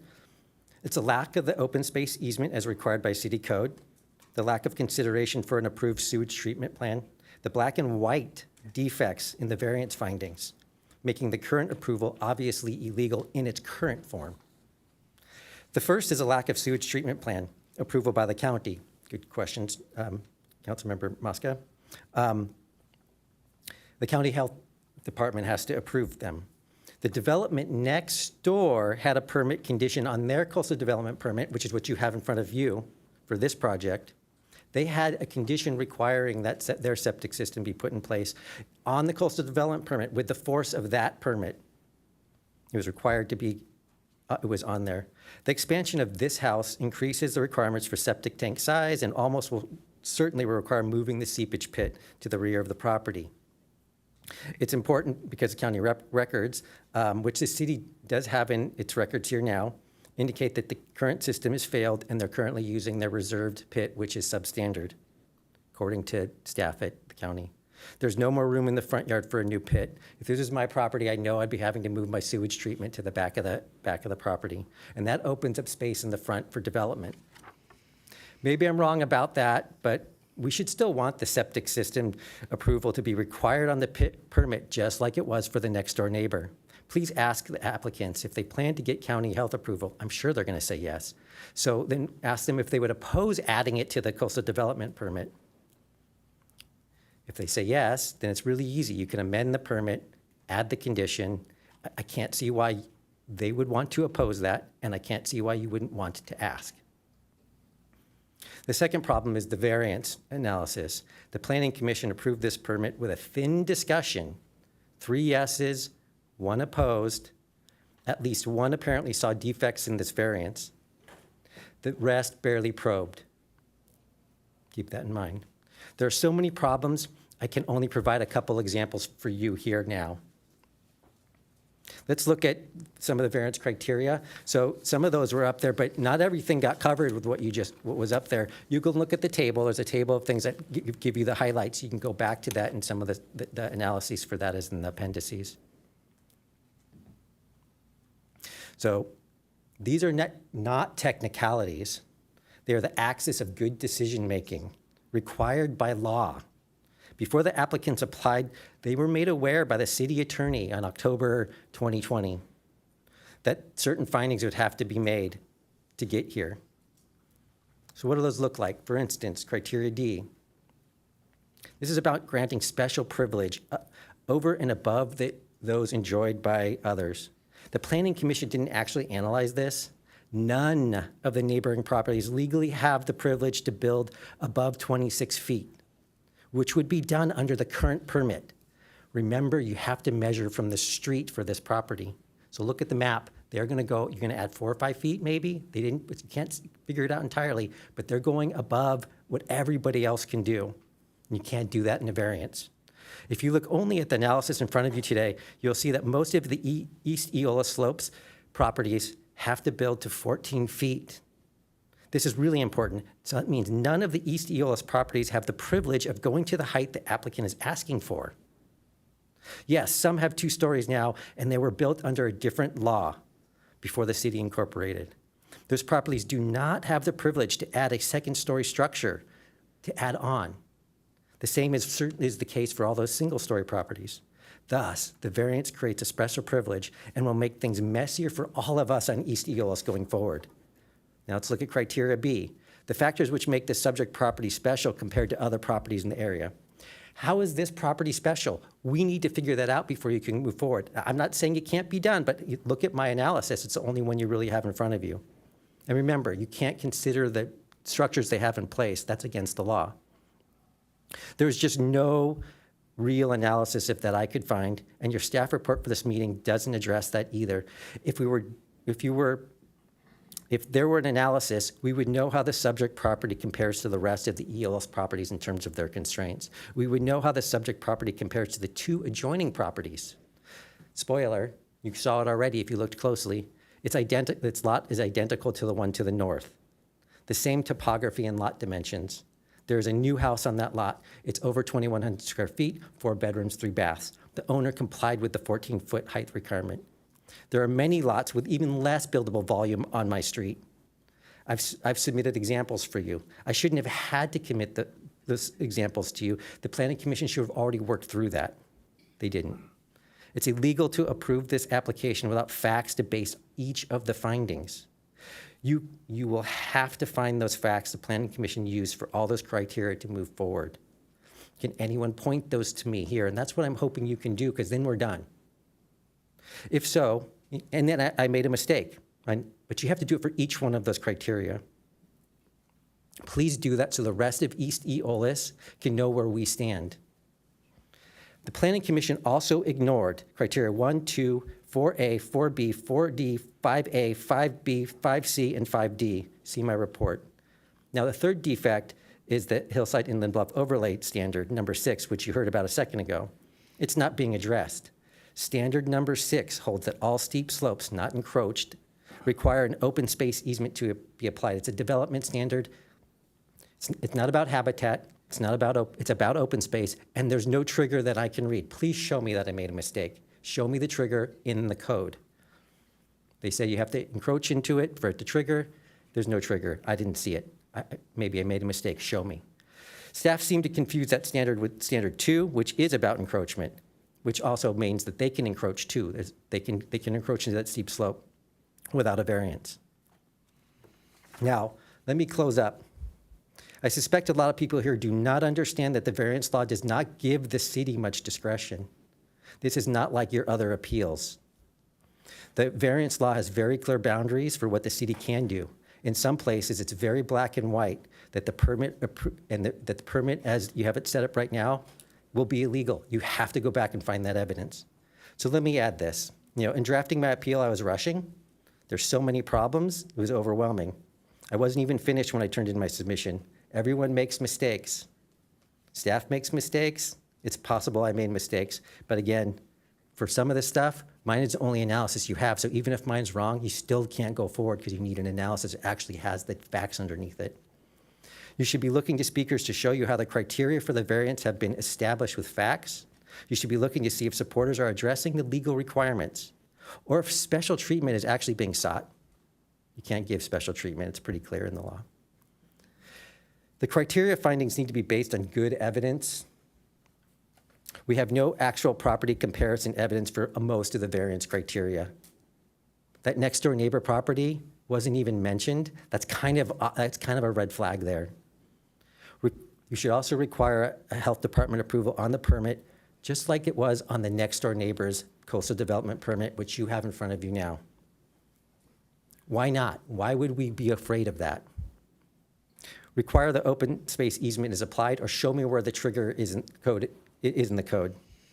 And remember, where they are, what the law says is you have to measure height from the street, not the pad. The Planning Commission approved I can't tell because it doesn't show, a 28-foot, 29-foot. I don't think it's 30, but you certainly want to be careful of that. Foot structure. And that's something no one in the neighborhood is allowed to do today. And you can't give a variance when it's that crystal clear. So you have to figure out that part and make some adjustments, or show me where I'm wrong. Thank you. Thank you. Now we have 10 minutes from the applicant, Ian Pica. Thank you. Hopefully I'll take less than 10 minutes. First of all, thanks to Chris and Roy and staff.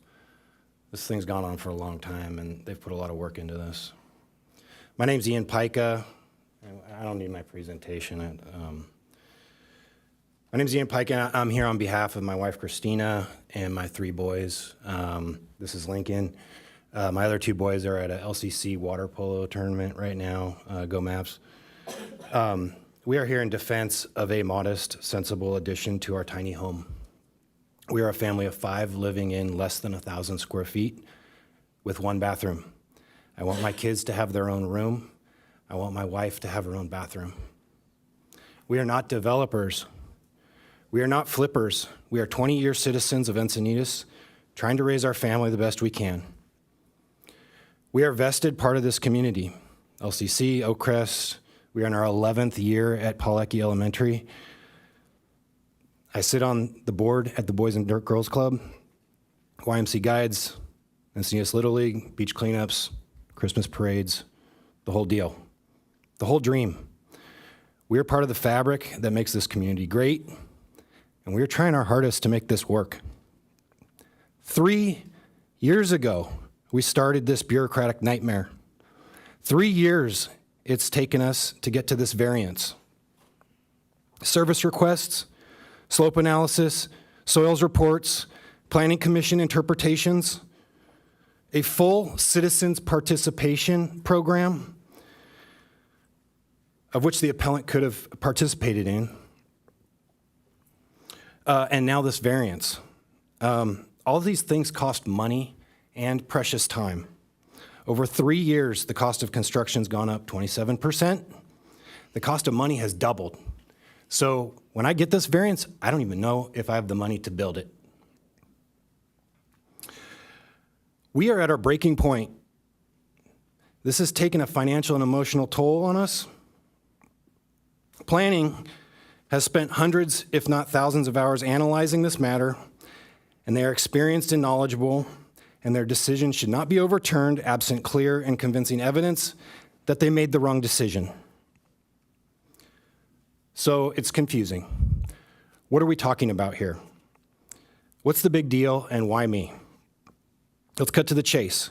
One single arbitrary code, Municipal Code 30.16.00.b.6.a.i to be exact. While McMansions go up all over Leucadia, while 2-story additions go up literally across the street in 2019 when we started this. Right across the street from me, 2-story home.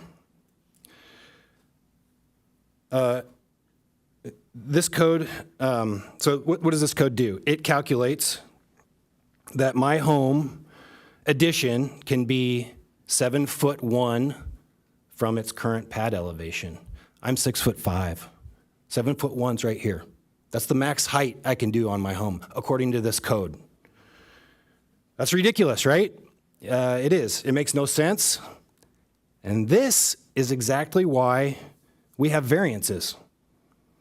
This is why we have a planning commission.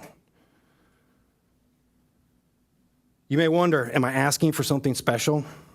Does this variance grant me a special privilege that no one else gets?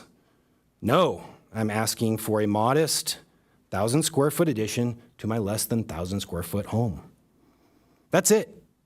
My next door neighbor, and nearly identical piece of property than us, is a 2-story, 3,700 square foot home. I sit in my yard and it's right there, I look at it. I'm not allowed even a fraction of that. The majority of homes in my neighborhood are 2-story. The majority of my homes in my neighborhood are well above 2,000 square feet. Those are facts. You can check the facts. They're there. This is not a view issue. I'm at the crown of the hill. There's no view issue. In fact, I have gone to 15 of my most adjacent neighbors, including the guy to the north who just built, and I have signed letters from them all in favor of this. You guys may have seen the public comments from a bunch of our neighbors, Encinitas residents. So if you were to deny us this variance, you would in fact be depriving us the privileges literally all my neighbors enjoy. The privilege to improve our homes within the guidelines of the code as it applies to everybody else. The privilege to improve our property in a sensible and frankly unremarkable way. I think I got a little time. I'm just going to quickly address the appellant's case here. First of all, on page 1, he does say, expect sewage on the street. The septic system has served this home without fail since 1962. In 1987, it was upgraded. It has served my family of 5 for 5 years that we've owned the house. And amazingly, before we moved there was a family of 5 in there also and served them fine. We've had that septic system, the tank and the seepage pit, inspected twice since we've lived there. Most recently in September of 2022, last month. And it is in perfect condition. I have proof if you guys would like to see that. I have the report from the company that inspected it. It was actually a surprise to me that that came up because this is the first time it's ever come up. But regardless, it doesn't matter because if when I go through the permit process, it's deemed that I need to upgrade my septic system, then I will upgrade my septic system. The county will chime in on that. That's part of the permit process. I'm not even to the permit process yet. I'm not even to the starting line. Secondly, he talks about slope encroachment, view corridors, whatever, associated with the slope in the rear of my property. To be absolutely clear, we are building on flat land. The slope in the back will not be touched. I repeat, we are not touching, encroaching, manipulating in any way the slope in the back as part of the variance or subsequent building permit. Third, on page 15 of the appellant's supplement, we'll get to the heart of it. This is a vindictive pursuit. The appellant previously owned 1711 Eolus. In 2002, he felt like the city did him wrong. He sold, and immediately a 2-story home went up on that property. He's pissed. But that is not my problem, and it is not germane to this variance. Lastly, you may know the appellant has sued many of his neighbors. He has also sued the city. That is the type of integrity person that we're talking about here. I would ask you to please not cower to his threats. We cannot be allowed to be bullied by litigation-happy members of this community. So tonight you have a choice. You can side with the building department staff, their countless hours of work and hundreds of pages of documentation, your own planning commission, 100% of my neighbors, common sense, myself, my family, and what is right, or you can side with this one single guy and his personal agenda. Please do the right thing. This needs to end tonight. It is unfair to further prolong an already arduous and painful process. No more delay. When the permit process takes 3 years, it is essentially denying citizens the right to obtain a permit. Justice delayed is justice denied. Thank you.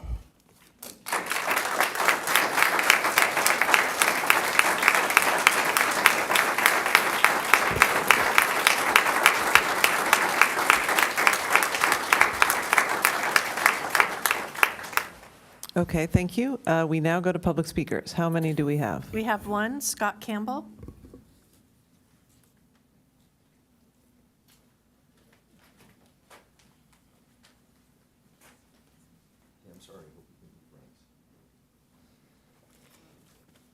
It wasn't very long ago that we were here for the very same issue, pretty much. The other side of the coin, though, with Clark Avenue. Huge amounts of public support against the project. The final decision came down to rule of law. We had to follow the state law. In this case, we have to follow the Encinitas Municipal Code, which is much older than SB 9 and 10 and all those by right and density bonus and all that other stuff. You know, I feel bad. I live on this street, and that's why I'm here, because I saw my address as part of this documentation. I get interested. Modest, that's a very subjective term. That's a 40% increase. That's not modest. The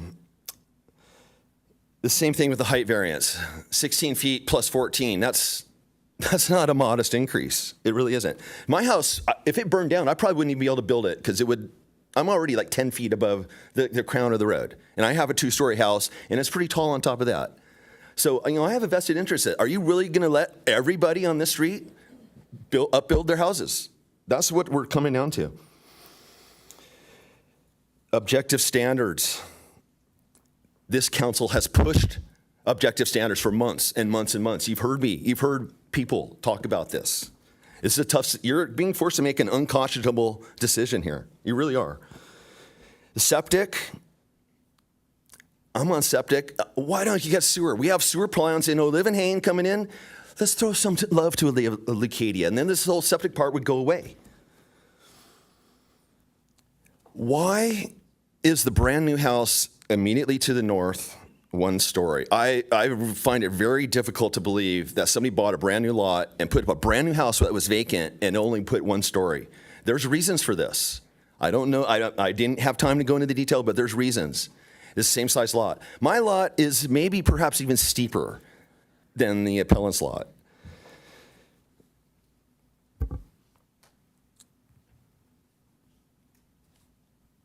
Once again, you're being asked to support the rule of law and existing precedent in the city of Encinitas versus emotional arguments. I feel so bad for this family, but what are you going to do?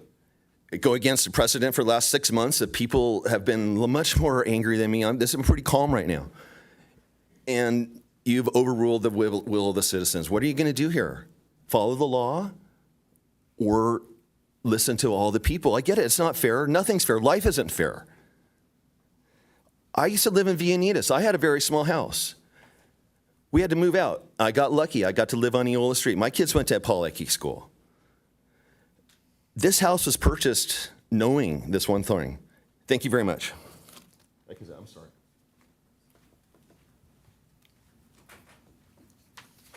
That concludes speakers, right? Public comments, yes. Okay. Now we will go to the rebuttal by applicant for 5 minutes. So applicant goes first with the rebuttal, and then it ends with appellant. All right.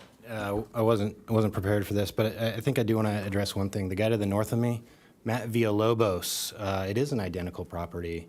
He is a developer. Over construction over the last 2 years, we've become really good friends with him. You'll notice that he sent in public comment. He would have been here tonight if he wasn't out on business. He did build a single-story home. He was a greenfield site, though. He was not doing an addition. There was nothing there. So the city made him dig down the property down to street level so that he could fulfill this requirement. He fought it briefly, but he's a developer and he has a lot of money and he decided it wasn't worth it. He could build a pretty nice home, single story. I'm not about to demolish my home and dig down my grade 10 feet so then I can build a house back up. We can't afford that and we're not doing it, and that's ridiculous. Matt's house looks like a missing tooth because there's a ridge along Eolas, and then he dug it down to Eolas level and then goes right back up in the next property. So if Matt were here, he would tell you that it was ridiculous, but he doesn't care. He's a developer. He built a beautiful home, and he's moving on to his next one. Miss anything else? I don't know. That's all. Thank you very much for your time. Any of you can speak if you would like to. You're welcome to speak. You have the full 5 minutes. Yeah, you have 3 minutes left. I also wasn't prepared for this, but I would just like to share that this has been extremely stressful. All we want to do is live in Leucadia. You know, we've been here for 20 years, and when we lived in a different location in Encinitas, we were always looking in the Leucadia area. And that's why we bought. We did not know when we bought the house that this was going to happen. It is obviously too small for our family. If we would have known that, we would not have bought. So we were not aware. And maybe it's our job to find that out, but it was not disclosed to us. there's so many things that have happened over the 3 years. Up there, they said it's 2. It actually is 3. When we first started the process and turned in our plans, it was 3 years ago. To fight this hard because we want to stay here so bad, and then to get to the point where it's finally approved. There's a 300-page document, it's approved, and then a disgruntled neighbor appeals it. This is breaking us. Like, if this is not approved, we cannot buy in our neighborhood. It is too expensive. We have to move. And we've put our life on hold for 3 years. And all we're trying to do is add an addition on the back. We cannot do second story anymore. It's too expensive. We will put a small addition on the back of the house, which we also had to get a variance for. So what we are asking is not much, and I feel like he's trying to scare you guys and saying, it is illegal to do this, it is illegal to do that, you have to look at every point. Please don't let him scare you. This is not something that you need to be frightened to vote on because of what he says. It's a small addition, and the city finally approved it, and they are the experts. So please take that into consideration. This means a lot to us. This is a huge decision for our family. It's whether we stay in Leucadia or not. Thank you. Thank you.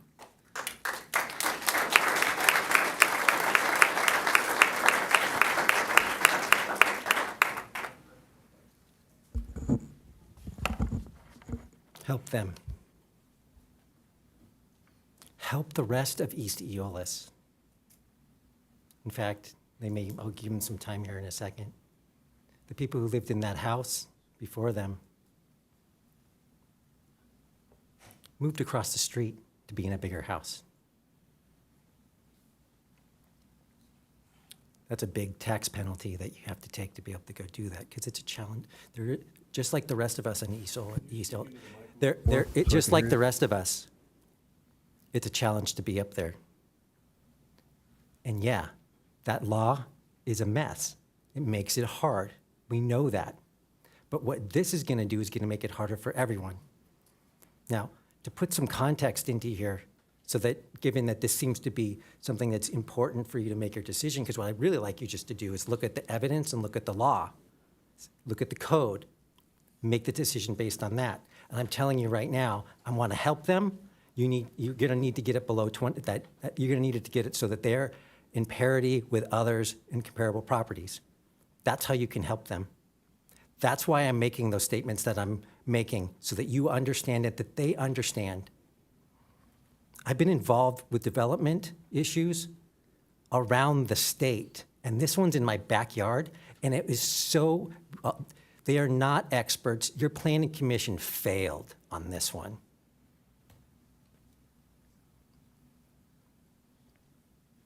It was 3-1. The one who voted against it asked a question staff said they didn't know, and it was the key question that would unravel this, to say that they have to come back. And I just heard they go to one story. That probably would have made it much more, it would have put it in a gray zone potentially. Right now, it's a black and white. So if that's what they want to do, send it back to the Planning Commission, go with the plan that they just expressed, find those criteria, they can do that. Now, I'm going to bring something up because someone said something. There's lots of different litigation that has that's been tossed to me. The first one, which was where I filed a lawsuit against the city for illegally, and you lost, and you didn't even follow with the judge's orders in the end by releasing documents. Tony, you gave me money for that. You were upset with why am I not filing the lawsuit? I didn't want to. I was hoping that the council would bend and realize that the law is the law and that I would come through on that. You guys also mucked it up, and now I'm going to come back and tell you how you mucked it up and what happened with my neighbors in the storm drain, which, by the way, my wife's grandfather knew about that because that issue went all the way back to when he was a county supervisor. And that's exactly the type of thing I'm been acting to try to make sure doesn't screw people in the future.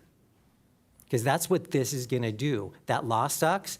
These findings, you need to come in and fill this in so that everyone can get relief from the challenges that they have. Because I have those challenges. My neighbors have those challenges. Now, the one thing to point out about the septic system, maybe it hasn't overflowed, but the county has made it really clear. Their pit goes 20 feet deep, and that's substandard. They're going to have to move it. And going back to it, please, they didn't mention this. I don't see why they would be opposed to putting it on that condition on the coastal development permit, just like their neighbor had to. And everyone else has to go to 14 feet. They could build a different project. And by the way, it's really important to point this out. It was a choice to go for the variance. That was a choice. Now, I'm going to be the first one to tell you that the process of going through this city and the development stuff is not good. So I'm in totally agreement with all that. But what I don't want is for the rest of my neighbors to have this muck it all up and make it even more difficult for all of the rest of us. For everything that you're seeing here, all of that challenge, multiply that by what, 25, 30, 40 people? There's other people involved here. And I didn't want to be here late. I said, no, please don't come down. Well, I'll leave that. There's other people wanting to speak tonight. I'm like, no, it doesn't matter what people say. All that matters, because this is a variance hearing, you have to find the evidence. The evidence has to be there, and the Planning Commission didn't do it. But they can. That's what I'm asking you for. I'm opening up that door. You're going to have to find those facts. So you've probably already decided, but I hope you'll think about it and put it together. Put us together. Okay, thank you. So I will now close the public hearing, and we will have council discussion and action. And I'll just go ahead and start. So I find no merit in the appellant's argument. I don't see that the applicant is receiving any special privilege, and I think the Planning Commission's approval of the variance and coastal development was properly granted. So I'm going to move the recommended action, which is to deny the appeal and uphold the decision of the Planning Commission and adopt the City Council resolution as stated. Second. I'll defer to my colleague. Okay, let me call on my colleagues. Deputy Mayor Moscow. I do appreciate the fact that the appeal period being 10 days, I think it's still 10 days or 15 days in some situations, comes fast, and that sometimes you can't get all of your arguments in on time. But I would say that the appellant raised a series of arguments that were not captured in his appeal, and so therefore I didn't consider them, even though he mentioned them. Because they're not here before us today. I think that the staff presented the facts and the evidence in a very cogent, persuasive way, and I wasn't able to ascertain or understand from the appellant any contrary evidence that would be persuasive or have changed my mind about the persuasiveness of the staff's argument. So therefore, I joined in this motion. Thank you. Councilmember Kranz. Yes, thank you. And I too appreciate the work of staff. I looked at the Planning Commission report, which was part of this appeal report. There was a recommendation for approval of the variance. We have a variance process that the PICA's complied with. And so it's not surprising that the Planning Commission approved the variance. And I too will be voting to deny the appeal. I think that there have been a number of issues that were raised by this project, and that it is something that we should perhaps have our Planning Commission look at, but that's not part of this process tonight, so I will be supporting the motion to deny. Okay, thank you. Let's go ahead and vote.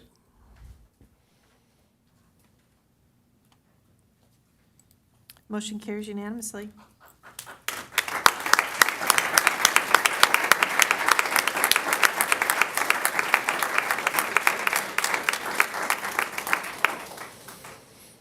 Okay, so we have 12A and 12B, but we are going to take a quick break until 8 p.m. and we will come back to to finish out the council meeting. So we're adjourned for a quick break.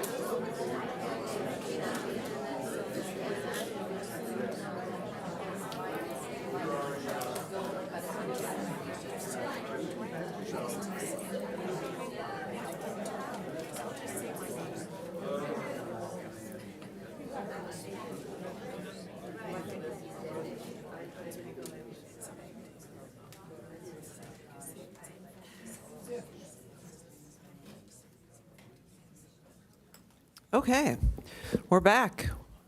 So we know you're all here for the next item or two, so we're going to jump right into it. The first item is number 12A. This is council member initiated items. And the way our city council works is you're allowed to put something onto the agenda for council discussion by submitting a council member initiated item. And so that's happened with two items here, 12A and 12B. And so the first one is my item, so I will go ahead and take that. I just wanted to ask how many public speakers we have on this item. 29. 29, okay.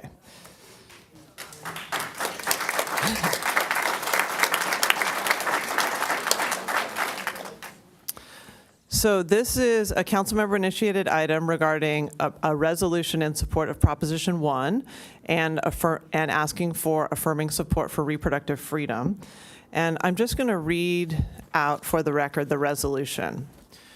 So the resolution says, whereas in 1973, the United States Supreme Court decision in Roe v. Wade ruled that the United States Constitution protects a woman's reproductive choices and liberties, namely the right to an abortion. And whereas on June 24, 2022, the United States Supreme Court in Dobbs v. Jackson Women's Health Clinic overturned Roe v. Wade, holding that there is no federal constitutional right for a pregnant person to have an abortion. And whereas, as a result of the Supreme Court overturning Roe v. Wade, at least 14 states have banned abortion services, and several other states are expected to take similar actions to severely restrict or prohibit abortion services. And whereas, passage of these laws disproportionately impacts low-income women, survivors of sexual assault, Black, Hispanic, Indigenous, and other people of color. And whereas studies show that women with access to reproductive health services are more likely to finish college, pursue higher education, participate for a longer period in the labor force, achieve higher paying occupations, and are much less likely to fall into poverty and receive public assistance later in life. And whereas prohibiting the right to exercise reproductive freedom is harmful to the public health and safety of all people, and is contrary to the values of equity and justice that the people of the city of Encinitas and the Constitution of the state of California seek to uphold. And whereas, although California law provides meaningful protections for reproductive rights against state interference, the Dobbs opinion highlights how California will no longer be able to rely on long-standing federal protections. Whereas the California legislature, with the support of the California governor, has placed Proposition 1 on the ballot for a vote in the November 2022 election to amend the California Constitution to expressly include an individual's fundamental right to reproductive freedom, which will include the fundamental right to choose to have an abortion and the fundamental right to choose or refuse contraceptives. Whereas the City of Encinitas will continue to uphold the right to privacy, self-determination, and liberty by protecting reproductive freedoms and access to health services, welcoming anyone to Encinitas to exercise their full reproductive rights. And now, therefore, be it resolved that the City Council of the City of Encinitas hereby pledges support for Prop 1 and urges Encinitas voters to vote yes on Proposition 1 in the November 8 election. So that's the text of the resolution. And I just want to share my feelings about why, my thought process behind putting this on our agenda. So just to be clear, this is to support Proposition 1. It's not to, we received some emails that seemed to be unclear about exactly what it was doing. And I believe that a woman's autonomy and self-determination and privacy is dependent upon her ability to determine for herself when and whether and with whom she has children. And I believe that abortion services are health care, and that there is no world where we do not have abortion, because there are always times when contraception fails, and when the sex act is not consensual, and when things happen during the course of a pregnancy where a woman needs to make that decision for herself. And those can be things like having the diagnosis of a fast-moving cancer and the reality that she can't get treatment to save her life if she's pregnant. And there are all sorts of things that also go wrong during pregnancy. And so the support for abortion, to me, is a clear support of saying that women have the right to determine that most fundamental thing about the direction of their life, and that the government will not interfere with that. And I think we all recognize freedom as a core American principle, that people have the freedom to determine who they love and who they marry, and where they live and where they work, and to chart the course of their own life. And so being forced into childbirth when they do not want it, I see that as being anathema to the freedoms that we have as Americans, and also to women's ability to try to achieve equality with men. So the Proposition 1, what it does is it limits the government's ability to be involved in your personal decisions. And I see the decisions around this as always being very personal and very highly individual and difficult, and the woman and her community, whether that is her spouse or her sibling or her healthcare provider or her spiritual guide, that those decisions should be made, that she should get to decide who makes them, not the government. And so I just want to read, I pulled up the actual language of Prop 1, and it's very simple. It's just one sentence. And it's specific in that Prop 1 says the state, so it talks about the government, the state shall not deny or interfere with an individual's reproductive freedom in their most intimate decisions, which includes their fundamental right to choose to have an abortion and their fundamental right to choose or refuse contraceptives. So that's the entirety of Prop 1. And this resolution is to seek the support of my colleagues in supporting that Prop 1 on the ballot. So I wanted to explain my reasoning because it's deeply held, and I do believe that in the history of our country, our 250-year history, we have not taken away rights. We have always expanded rights. And this is a period in our country where we are taking away rights. And it deeply, deeply concerns me. And I feel grateful to live in California where we do have something on the ballot that would amend the state constitution. And I do hope that the voters pass it. So I don't see my colleagues raising their hand to speak now, so I think we should go ahead and call on the public speakers. Okay, I will call you three at a time, and just a reminder that you do have 3 minutes. The first 3 speakers, Ephraim Avon, Marilyn Ambrose, followed by Sandra Watson.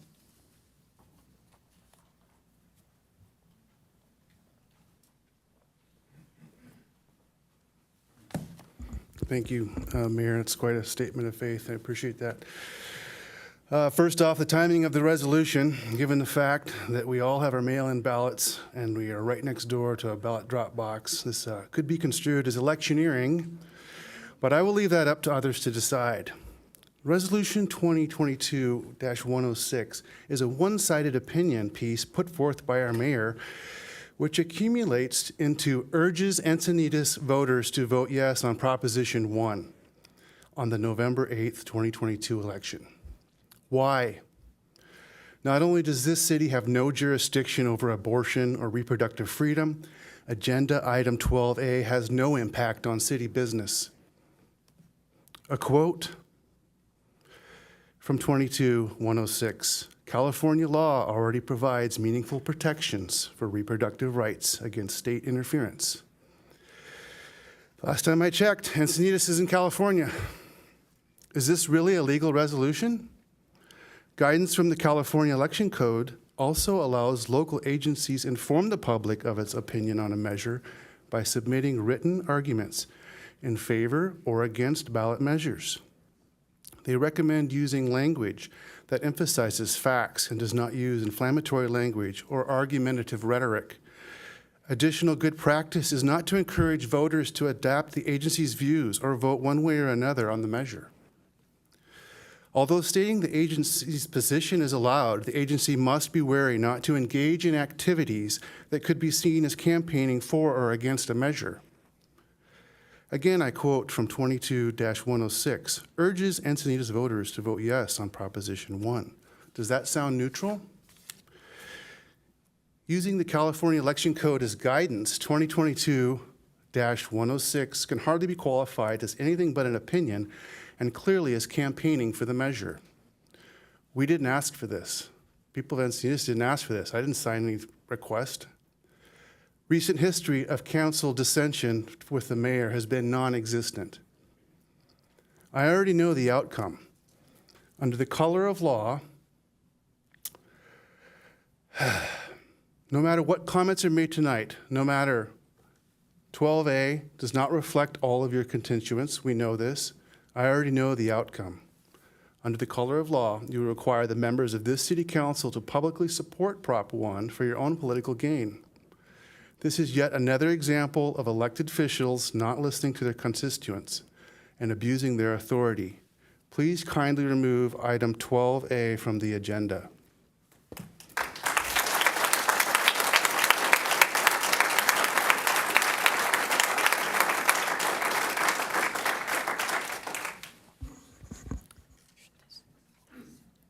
You can pull it down. It'll come down closer to you. There you go.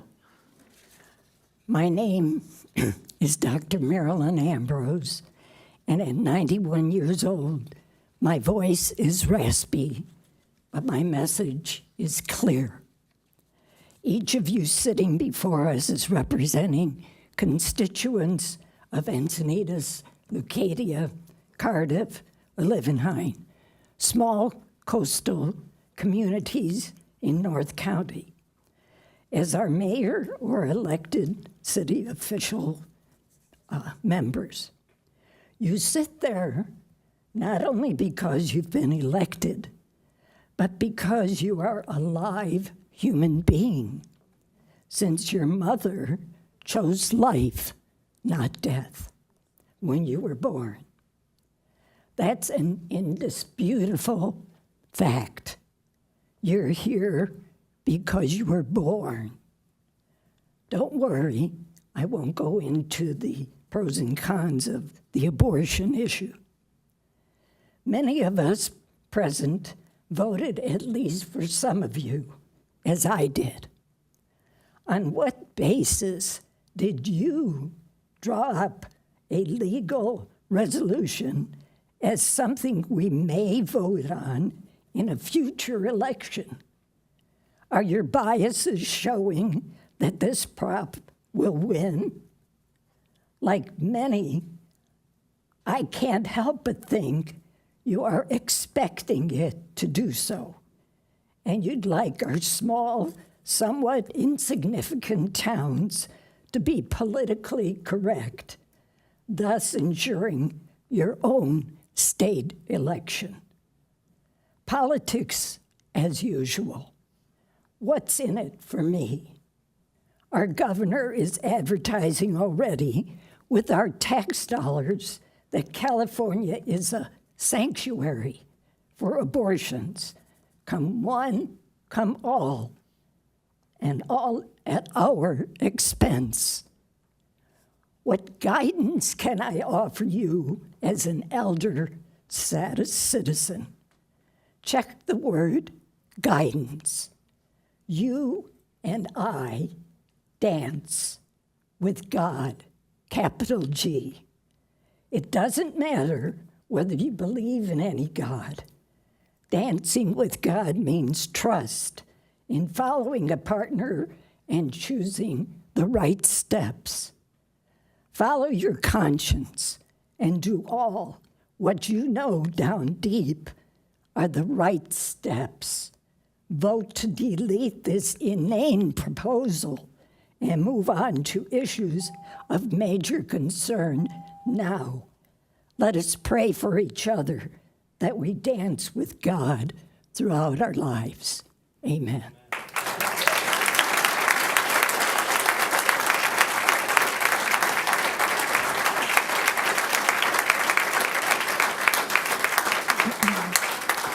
Following Sandra Watson will be Reverend James Behash, followed by Greg Butler, and then Daniel Kasparik. Good evening. My name is Sandra Watson. I'm an Encinitas resident and property owner since October of '76. I'm a retired math teacher from the San Diego Union High School District, and I've been actively involved in this community for 46 years. Tonight, I address each member of the City Council, Mayor Blake Spear, Katie Hines, Tony Kranz, Joe Mosca, and Joy Lindes, regarding Agenda Item 12A. It seems you've decided in advance of deliberation the outcome of 12A, I ask you to remove 12A from the agenda. It's inappropriate for discussion here. My points are, you are elected to guide our city planning and maintenance in government matters on fair housing, utilities, maintenance, energy, waste services, business services, for senior citizens, and so on. But you're not elected to set moral law, and you do not speak for the people of the city of Encinitas on moral judgments. You are not elected to influence upcoming elections or to invite others to Encinitas to kill unborn babies at my expense. Your own vote on Prop 1 is private and personal. You have no right to use this office to influence the vote of others. The City Council agenda item is being used as a stunt to promote personal and political agendas, and the item 12A should be removed. I hope you do so. Our tax dollars are not your spare change in your private piggy bank.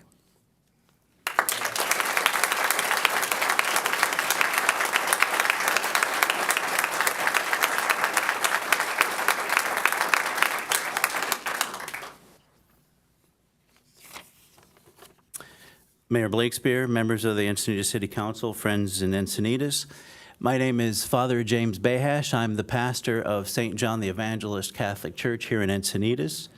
So St. John's was founded 1946, and since that time we've been ministering to the people, good people of Encinitas, through various services and outreach programs and the sacraments.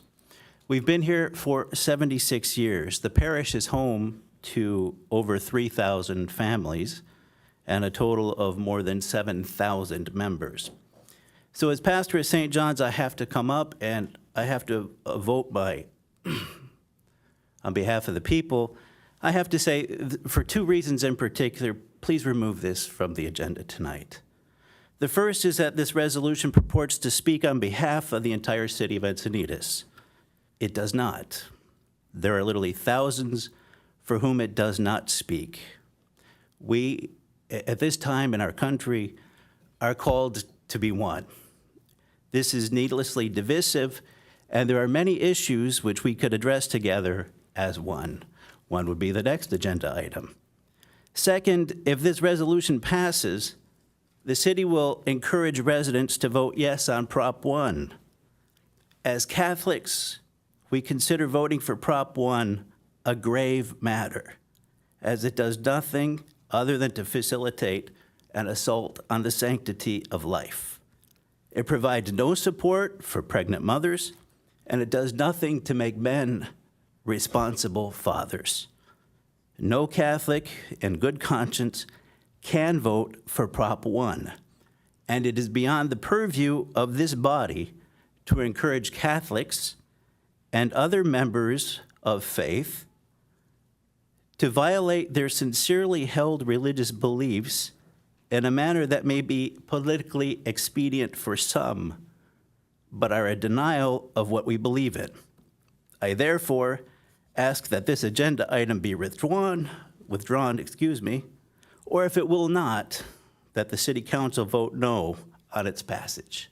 Thank you.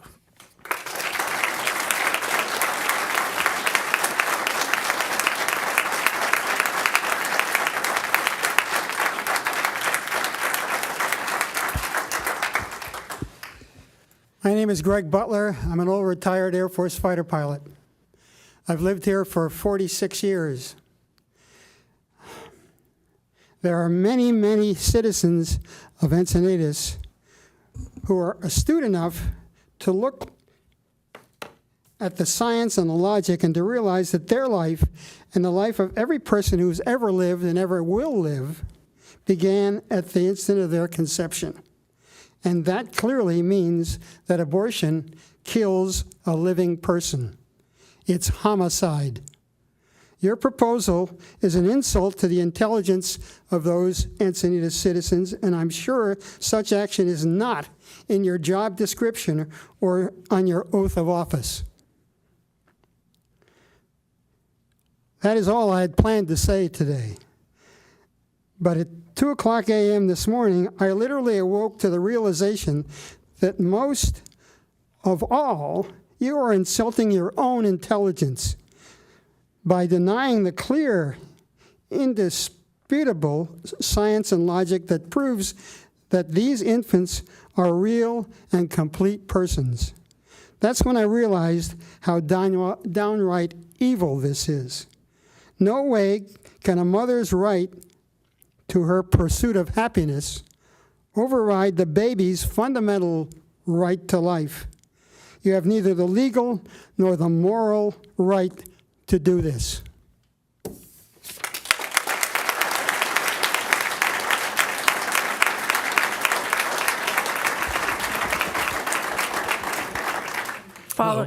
Following Daniel Kasparic will be Ann McGinnis, Tom McGinnis, and then Connie Burke. Thank you. Yeah, hi, my name's Dan, and I'm a poet from North County here. And I'd like to read a poem I wrote about this issue. Life is beautiful and precious, regardless of how it was initiated, regardless of its bad beginning. For once conceived, it's never ending. For once conceived, it has a purpose, a path to follow, a light towards service. When rotten stuff can come before, when bad men kick down your door and rob you of the dignity of which you're worth intrinsically, when all seems lost and without hope, and no one's there to help you cope, and your desire to just forget takes precedence above regret. In some dark alley, you might find yourself with a coat hanger or something else to make it all just go away, though you may not see the following day. You don't want to bring to this earth a cruel reminder during birth. So instead, you'll end the torment of life, which is no longer dormant, of life that now depends on you to trust in God and follow through.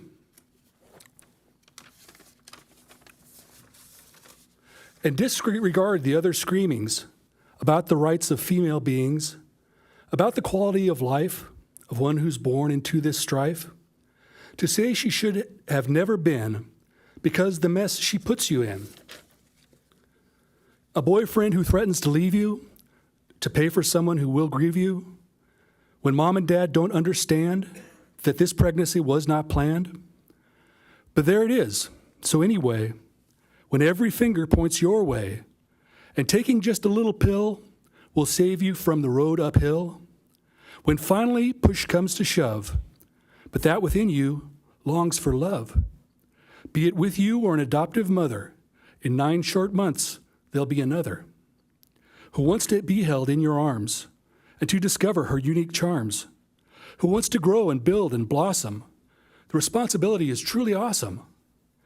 But think of all the things she'll find, a universe within her mind, her first steps and her first laugh, her first words and her first path, the first days of school where mom helps out, when she plays basketball and you shout, all the walks along the beach and all the good within her reach, and when it's time she'll find love too, with something borrowed, something blue, and bring her own child into the world with bright brown eyes and golden curls. So is one child less deserving of love? It brings us back to push and shove. But the question ultimately, what if your mom did not agree that you were other than a joyful bundle? You wouldn't be here to lead or stumble. I'll stop there.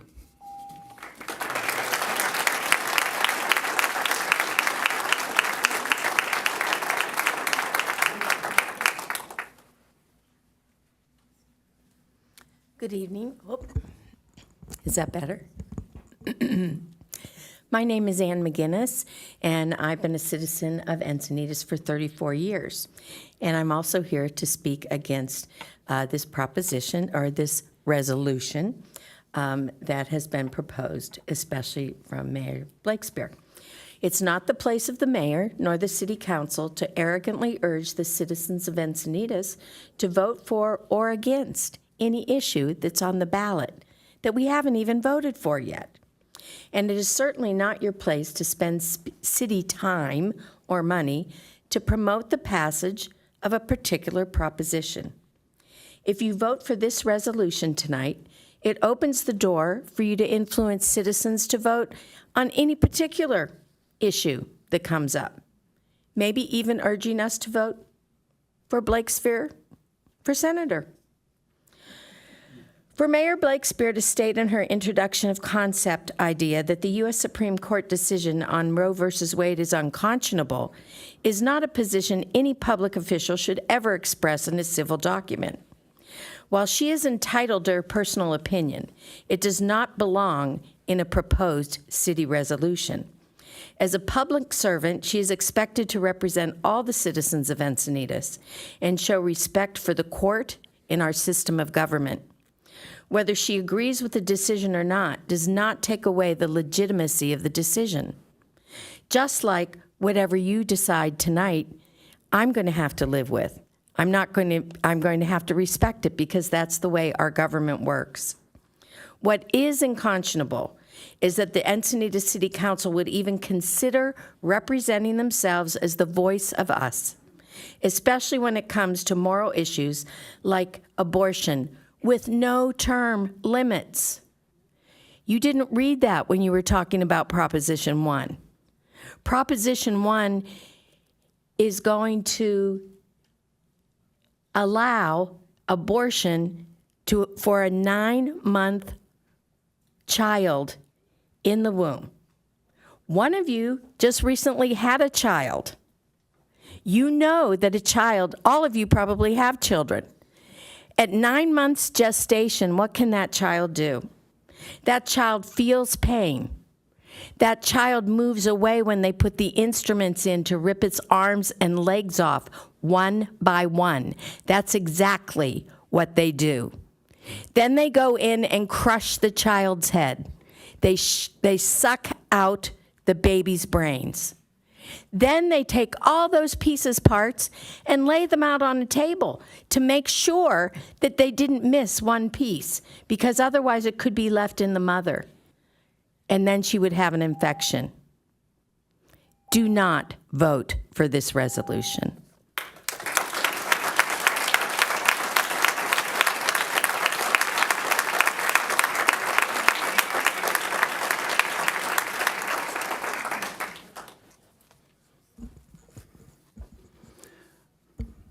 My name is Tom McGinnis. I've been a resident of Encinitas for 34 years, and I also am oppose this resolution. And I want to kind of quote how this came about. The communication that I received or saw from Mayor Blakespeare said, it's a resolution to declare Encinitas in support of Proposition 1. Your draft of this resolution was a response to the Supreme Court's decision, Dobbs versus Jackson Women's Health Organization, and per your opinion, this decision is unconscionable, particularly after 50 years of law. Okay, so I guess we're supposed to assume that if a law's been in place for a long time, it's good. If that's true, then how come laws have been changed over the years? Like that's how we ended slavery in this country. That's how women got the right to vote in this country. So tenure or length of time has nothing to do with a law being a good law. Your opinion is your own. You have the right to your opinion. However, your opinion does not, nor should it be implied to represent the opinion and the will of the citizens of Encinitas.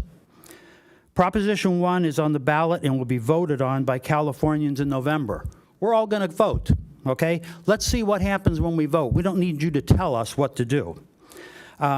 Just coincidentally, Mayor, your key initiative in campaign ads for state senate all focus on your support for Proposition 1 and the endorsement of Planned Parenthood. The resolution has the appearance of an obvious conflict of interest, and in that sheds additional light on you as a candidate without campaign dollars being spent.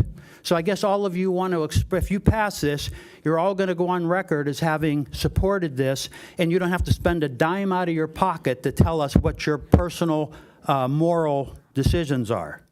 If you want to run campaigns, you spend the money for it, raise the money and spend it. It appears you're trying to leverage your influence as mayor to gain support for your election campaign, which is unscrupulous, if not illegal. You seem to believe if a law or a court ruling is not to your liking, you will ignore or defy it. Elected leaders swear to follow the law of the land. Laws made and interpreted by the processes defined by the U.S. Constitution. Without systems in order, society turns into a state of chaos. What we have learned through this proposal initiative is you do not respect judicial rulings, you do not respect voters' right to decide, and you're attempting to pass disinformation through a resolution strictly based on your political and moral viewpoint. I would ask that you remove this proposal immediately, and it does not reflect my beliefs as a resident of Encinitas.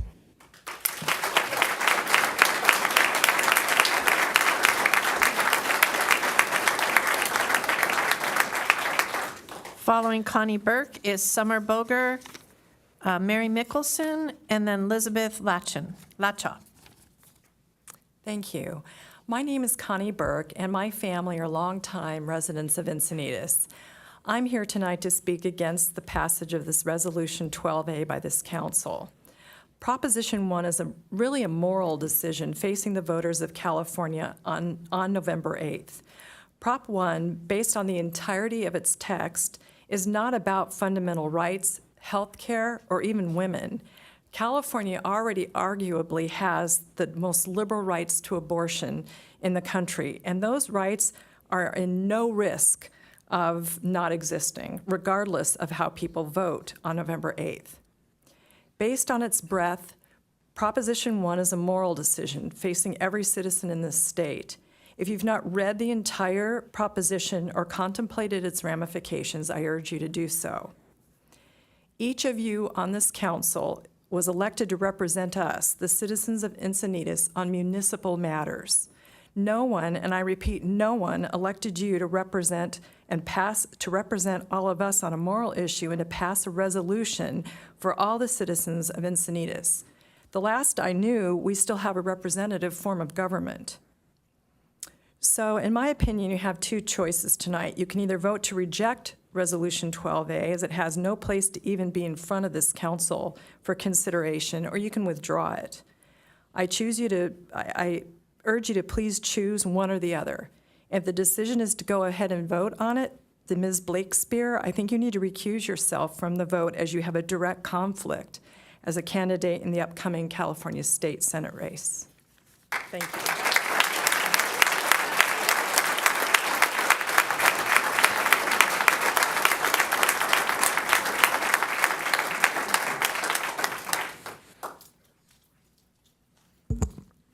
Good evening. I've been a constituent in Encinitas for 20 years, and this is very personal to me. I have a sister. She's my half-sister. My mother was coerced by a predator and ended up pregnant and had to give a baby up for adoption. At 15, if she would have had the ability to get an abortion, she would have. But now, fast forward, she is a part of our family. She's a part of our life. And she's an amazing person, and we're all happy to have her. So we can't see the long-term effects of snuffing out a life. It is murder. I wanted to play a video for you, but I didn't submit it. Basically just showing the development of a baby. At 5 weeks, a baby's heartbeat is over 100 times per minute. You cannot say that that is not a life. When there is a heartbeat, there is a life. I'm telling you, most abortions are not happening at 5 weeks. Somebody hardly knows they're pregnant at 5 weeks. What they're doing is dismembering a baby between the age or the gestation of, how many weeks was it? 13 weeks, I think it was, and 24 weeks. They're dismembering a baby. That's what a D&E is. They're ripping a baby apart, limb for limb inside of the body. Would you like to be ripped apart, limb by limb? You're doing that to a human being if you allow your support of abortion. Most abortions are that. Crushing a skull of a little child, an innocent life who can't speak for itself. I'm going to speak, and most of the people here are going to speak on behalf of those lives. This is the worst political stunt. I've never seen a mayor come out and say anything like this for gain of higher office. This is unprecedented. That's why you should remove this. Prop 1 has nothing to do with being reproductive or healthy. How many abortion centers do we have in the city of Encinitas? 0. We have one center that does reproductive health, and that's a fertility clinic, because that's what reproductive health is. It is not the death culture of murdering an innocent child. That is not reproductive health. And I'm sick of Democrats calling that reproductive health. There's nothing reproductive or healthy about murdering a child.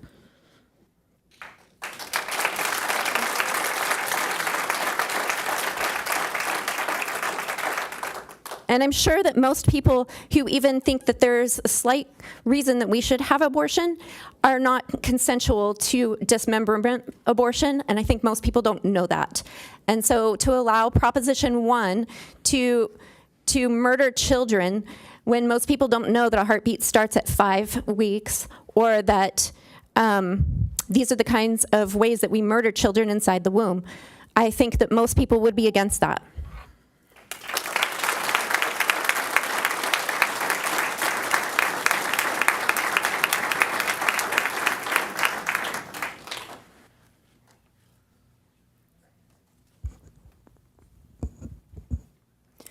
Good evening, Honorable Mayor Blake Spear and City Council members.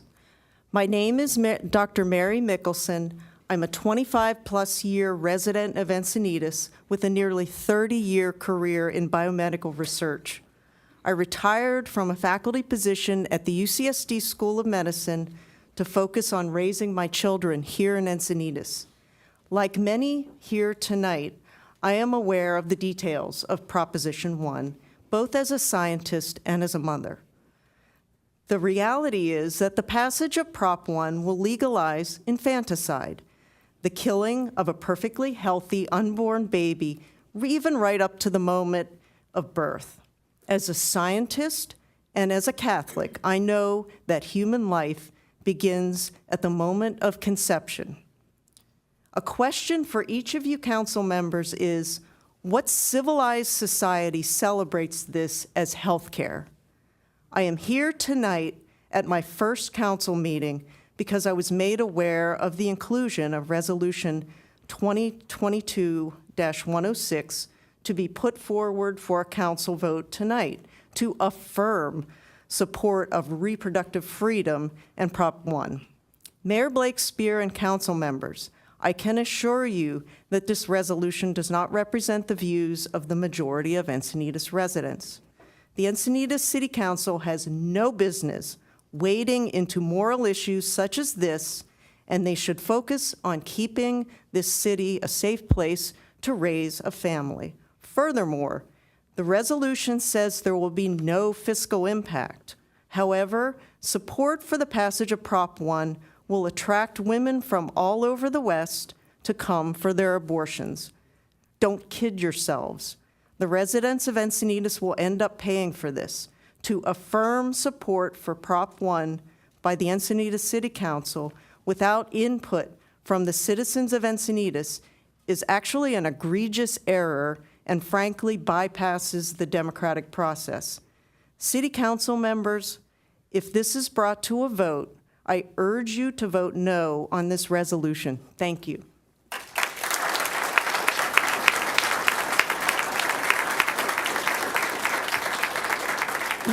Next speaker is Elizabeth Lachaw, followed by Audra Bhavani Kernak, and then Teresa Beauchamp.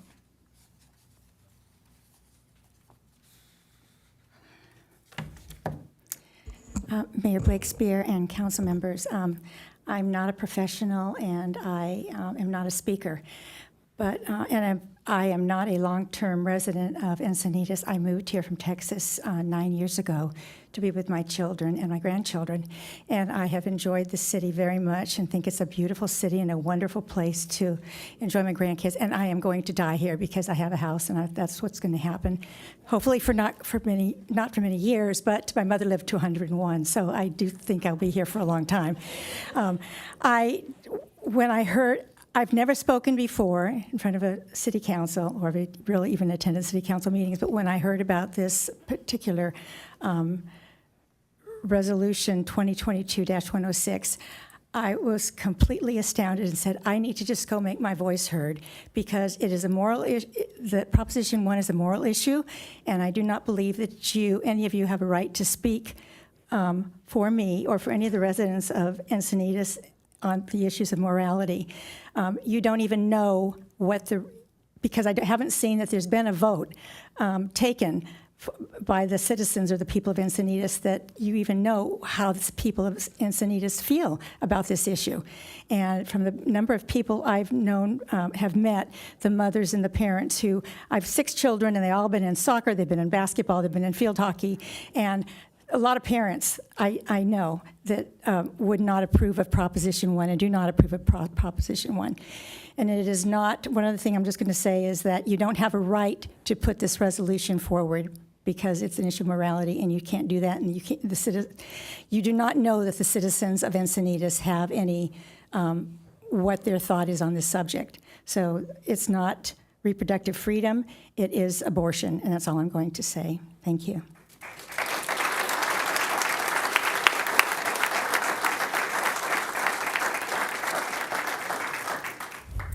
Love that you're paying attention now. Because you're on your phone, right, and you don't want to listen to what the people have to say, but you can't vote on this. That's a conflict of interest. If you're getting money from Planned Parenthood, this shouldn't even be up on the docket. And you know that. That's why you're not paying attention to people, because you're going to vote this through, right? You're just going to do it and speak for the people and just okay murder. You know, that's good. Let's just rip babies apart limb by limb while they're in the womb or outside, right? And kids can get abortions on school grounds. It's great without the parental consent. You know, and that's good, because then if they don't tell their parents and then they just, bleed to death at night but that's not a problem, right? That's good. That's good. And, I know that they want to go to even 18 years at some points. They're like, you know what, if they're not going to be productive in society, I'm just going to take them and tell them I'm going to go put them to sleep at the abortion clinic. It's so great, right? We're blurring the lines of everything. This is murder. From the second that the person is conceived, there's a spark of life. So you can't say that this isn't a life. But yeah, you're sitting there looking down, not paying attention because you want to get, voted in and you want to speak for all of the people. Is that your job? Is that what you're here to do, to push people to vote a certain way, especially when you're getting paid to do it? You're going to face our Maker one day. And you guys continue to go down this path, you know what he's going to say? Turn away from me, I never knew you. Are you willing to face that? Because you wanted to murder babies? Rip them apart limb by limb? You know they put those in vaccines. They put it in food for flavoring. They use it for a lot of things. They're organ harvesting children from these abortion clinics. But as long as you get paid, right?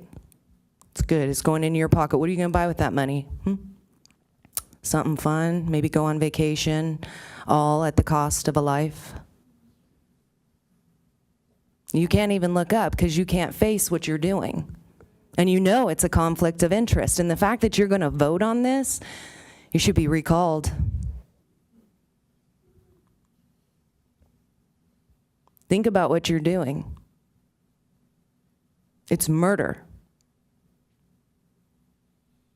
I mean, do you think, if you guys have children, do you think they should be ripped apart limb by limb?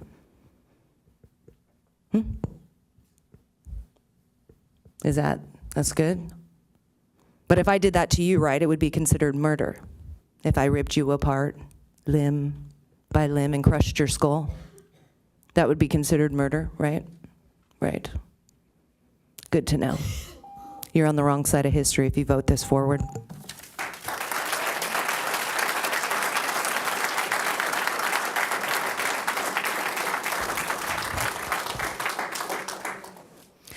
My name is Bhavani Kernak, and I had something prepared, but so much of what I was going to say has already been said better than I could ever say it.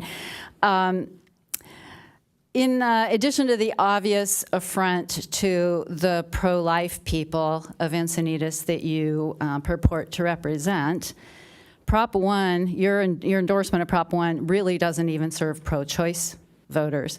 And I'm going to tell you why. The only real difference between Prop 1 and present California law is something somebody touched on. It allows elective, legal, late-term abortion at 5, 6, 7, 6, 7, 8, 9 months into the pregnancy. And if anybody still doesn't know what that involves, I actually wrote an article in the Coast News that appeared on September 21st. Just go to thecoastnews.com, go to news, down to opinion, and scroll down. There's been, I think I want to focus on the misleading of voters that's gone on. The vast majority of Californians oppose elective late-term abortion. We're not talking about late-term abortion for medical reasons. And yet, a poll not that long ago showed them heavily favoring Prop 1. So where's the disconnect? The disconnect is that what is in Prop 1 has been misrepresented. I agree that this resolution is politically motivated. Mayor Blake Spear, we know you've staked your campaign on your support for Prop 1. We know you've spent a lot of money trying to paint yourself as the only pro-choice candidate, when in fact your opponent, Matt Gunderson, is also pro-choice. The only difference is, seems like you approve of late-term elective abortion and he doesn't. Really, you have no right to use our feelings about this highly controversial and personal issue of abortion for purposes of advancing your political career. So I urge you to dismiss this agenda item and stick to your record when you're out campaigning. Thank you.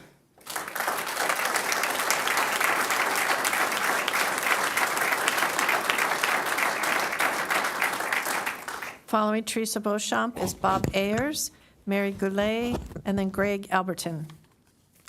Honorable Mayor and council members, thank you all for your service. You've just been tremendous this last year. My name is Teresa Beauchamp. I am a strong supporter of adoption of this resolution. I've lived in Encinitas for over 35 years. One of my most important roles as a family practice physician assistant was providing my patients with the highest quality of access to contraception and safe abortion so that they could determine their destiny. One of my greatest frustrations was to see the chipping away of my patients' access to reproductive care as a result of federal policy changes. In tandem, I witnessed my colleagues who provided high-quality care experience escalating harassment from anti-choice extremists here in Encinitas and across the nation. This resolution is an important declaration that our city will support our community members' access to and our medical professionals' provision of high quality and safe reproductive care.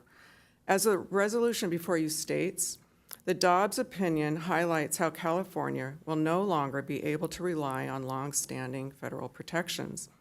History clearly shows that it is our most poor women who suffer the most when restrictions are placed on access to reproductive health care. Abortion restrictions results in the disproportionate deaths of poor women.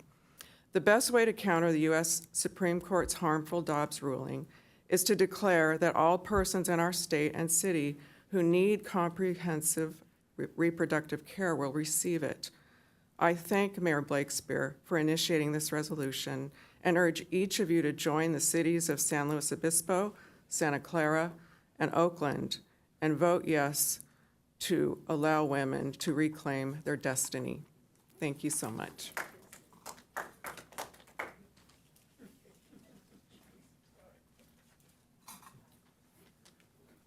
Well, there's not much middle ground on this. If you're for a woman's right to choose, you work hard. If you're against a woman's right to choose, you work hard. It is a grave matter indeed. I want to thank you for bringing this resolution and encourage all of you to approve it. You are being accused of playing politics, a political stunt. Well, thank you for using your position to craft a stunt that saves women's lives. And sticking with the political theme, the real stunt is being played by the Republican candidate in the Senate race. He says he supports a woman's right to choose. He's even convinced a handful of pro-choice Democrats to back him because of that. But the real stunt is that if he is elected, he won't vote to support women, regardless of his belief. He will vote along party lines. He won't vote his beliefs. You will. To me, that means you don't know what he believes. It does not matter what an elected official believes. The proof is how you vote. That's what we're looking for. Your beliefs and your votes are the same. That's what we want in leaders. You have the right to bring this motion. As a lifelong resident of Encinitas, I'll again thank you for working hard to ensure that a woman with an unplanned pregnancy facing some of the most difficult choices of her life can choose for herself.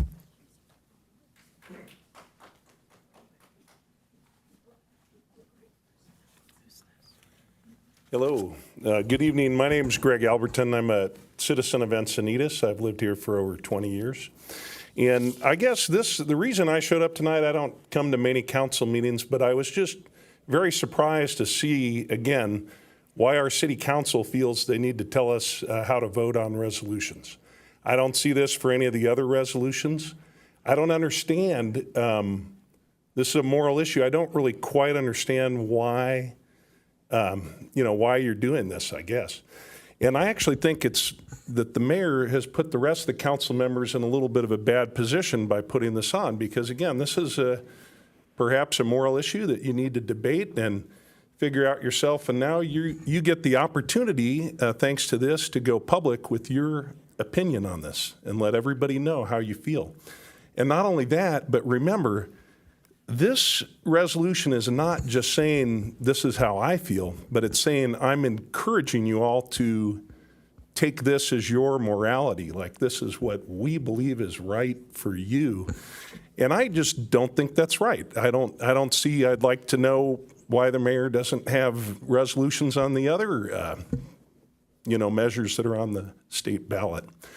So I guess a lot of us do feel maybe that this is just an inappropriate venue for this type of issue. And so I guess I would ask the four of you who are voting on this to consider abstaining and just, realize, I suppose, you don't really need to mandate to us and tell us how you think we should vote. I think it's people can make their personal decision based on their moral and ethical beliefs and what they think's right for their community. This is a state issue, not a city of Encinitas issue.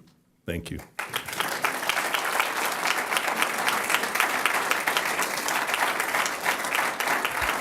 Next speaker is Mary Goulet, followed by Karen Caden, Dennis Caden, and then David Kachako. I'm Mary Goulet. I've been a resident of Encinitas for 32 years, and I am a proud mother of two beautiful daughters. And I am also a beautiful daughter among 8 other brothers and sisters of my parents. So for me, life is what it is. Why are we here if we're not supporting life? I don't get. Okay, so there's probably a small percentage, I should have done the research, of people, women who are raped, or there's incest, or there's something, or there's cause for their life to be in danger. That's a small percentage. What you're promoting is a scapegoat for women to say, oops, I can take care of this. Right up until 9 months or after the child is born. That's unconscionable.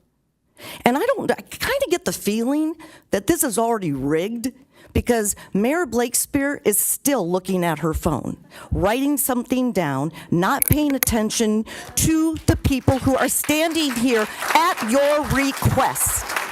You asked us to be here to share our opinion. You encourage us to do something in support of this baloney resolution. Why did you let your children live? Why?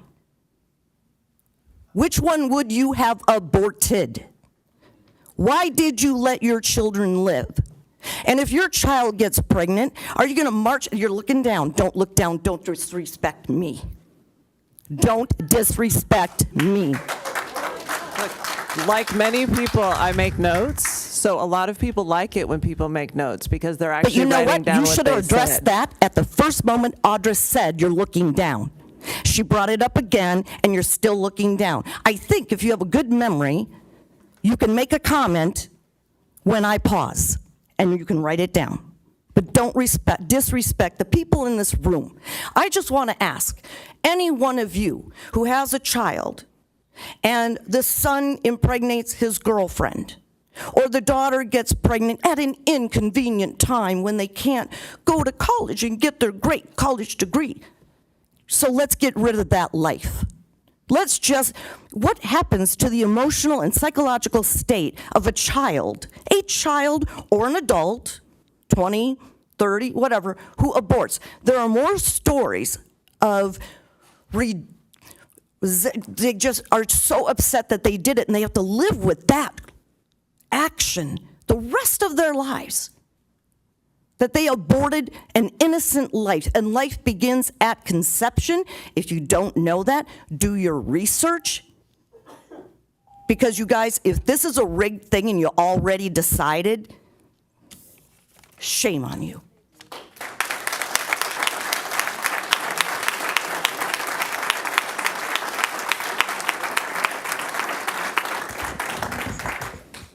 Hi, I'm Karen Caden. I live in Leucadia. I've been here 41 years, and I've also helped corporation in 1986. So we've been watching the council ever since, and today I am appalled what the resolution is. I'm going to read now. Poisoned by politics. This is a political campaign declaring the choice, popularity, instead of being neutral on a moral issue. It is not fair to put pressure on and divide the Encinitas residents. The resolution for Prop 1 is to score political points. California state does not prohibit the rights to abort a heartbeat. Proposition 1 is extreme and an expensive waste of the taxpayer's dollar. So, California is disappointed that the recent Supreme Court decision declared no more federal funding for abortion. Newsom committed $200 million of our tax dollars to promote and fund abortions. Also, taxpayers to pay additional costs for out-of-staters' airfare, childcare, lodging, abortion, and other expenses. Why is it that Encinitas Council role is to decide how we are to vote on Prop 1?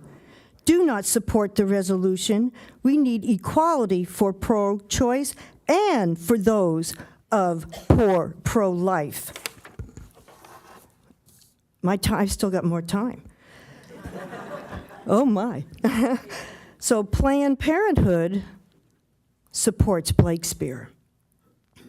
We are not in the dark ages when Margaret Sanger started Planned Parenthood in 1900s. I would suggest some of you people read about her history lining up with Hitler.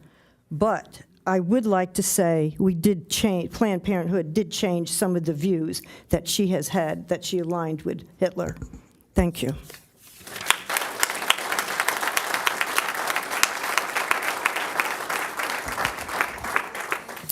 Good evening, I'm Dennis Caden. When Roe v. Wade was approved, the catchphrase was make abortion safe and rare. Then things got a little out of control, so they came up with the term viability. So there were not supposed to be any abortions beyond viability. I want to ask the 4 council members, do you know what that viability definition is? This is not the time we're back and forth. That's fine. Yeah. I wasn't expecting an answer. Thank you. So the language in Prop 1 removes any terminology about viability, which would allow for full-term, hours before your birthday abortion. That's what you want to support.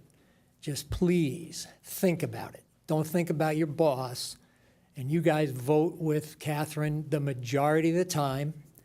One of the things that's in the resolution, it's the third whereas, as a result of the Supreme Court overturning Roe v. Wade, at least 14 states have banned abortion services. Several other states are expected to take similar action. Well, that was their Prop A. And maybe she just disagrees with people that have anything, that she just disagrees, so therefore she tries to push you guys to go along with us. You guys haven't listened to us on many of the land use issues. I mean, there was a lot of passion on Clark, on Goodson, all of them.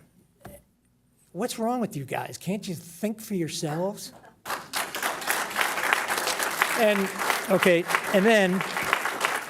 then regarding women's health care being at risk for money, this is a state where we pay health care with our tax dollars for illegals, anybody coming across the border and into the state. Do you really think that women and the rest of us that are legally here are going to have a hard time finding health care? I don't see it. I don't see it. I hope you don't. And either, like people were asking, either take this thing off the table or vote no. But know what you're doing, because the language is so coy that people have no idea what they're voting for, what could be allowed. It's a sin. Don't be part of it.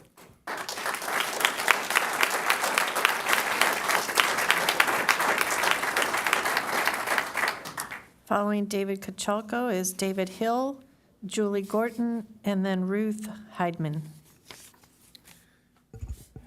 Well, good evening, Council.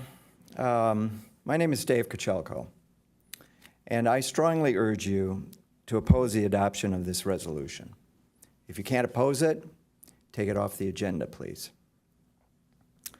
Reasons for opposing this resolution are many. You've heard many tonight. So let me include these. California residents already have broad and sweeping access to reproductive freedom. That's a euphemism, but I'll use your term as it's presented on your board. It's codified in state law. Abortion is available in California, and no other propositions are on the ballot which threaten the status quo on this matter. It is not necessary to enshrine Proposition 1 as written into the California State Constitution. Proposition 1 is is far too extreme and beyond the positions held by the majority of California residents, regardless of what polls you may be paying attention to. As a taxpayer, I have to emphasize, as a pocketbook matter, Proposition 1 is fiscally irresponsible. It's irresponsible to earmark and obligate state taxpayer proceeds to pay for abortions in the state constitution. This resolution is mere virtue signaling designed to advance the political career of Mayor Blakespear. I personally believe our council members and deputy mayor have more important matters to weigh in on for us residents of Encinitas, who have put you in office. Lastly, leave Proposition 1 to the voters of California, not your personal interests. We will have the opportunity to vote on this matter. You don't need to take that opportunity this evening. And instead, focus your attention on the substantive issues facing the city of Encinitas, to which the majority of this evening's council meeting has been devoted to. Thank you.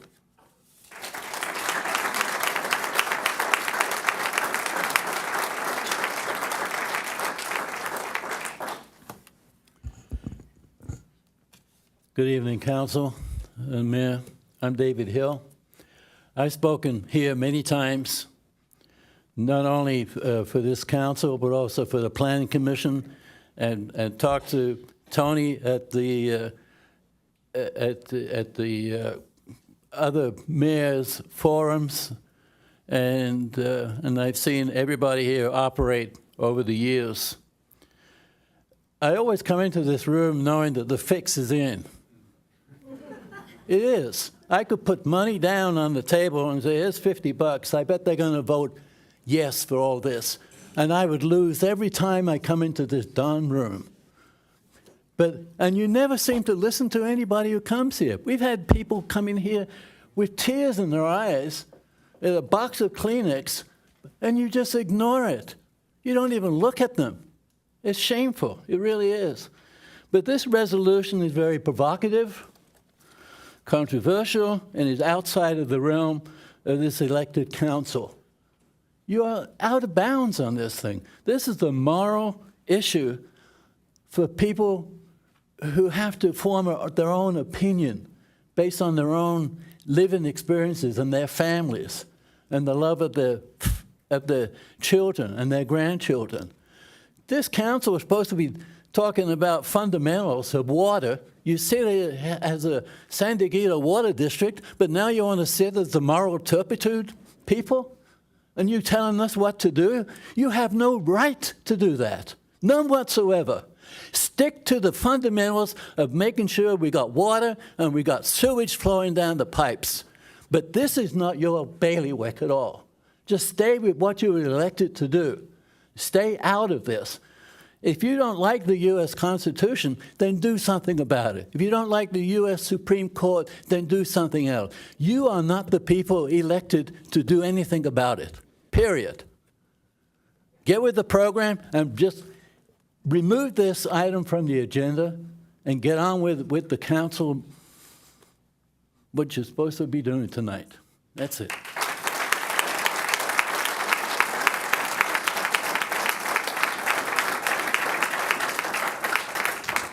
Julie Gorton? Is Julie here? Ruth Heidman? Following Ruth will be Steve Locko, Sandra Van Gilder, and then Barbara Stoddard. Hi, I'm Ruth Heidman, and I've been a resident of Encinitas for 17 years, and my husband and I moved here when I was pregnant with my first of 3 boys 29 years ago. They went through the Encinitas Union School District starting in 1998, so been right across the city limits before that, so 29 years. And in the distant past, I've been in the neonatal ICU units as both a health professional and as a parent. And there I've witnessed healthcare teams caring for infants that are the same age as the infants you want us to encourage others to kill.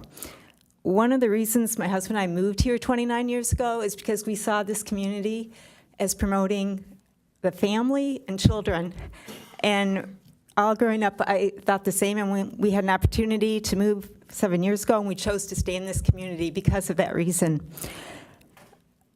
No on Proposition 1 isn't going to stop abortion, and everybody knows that.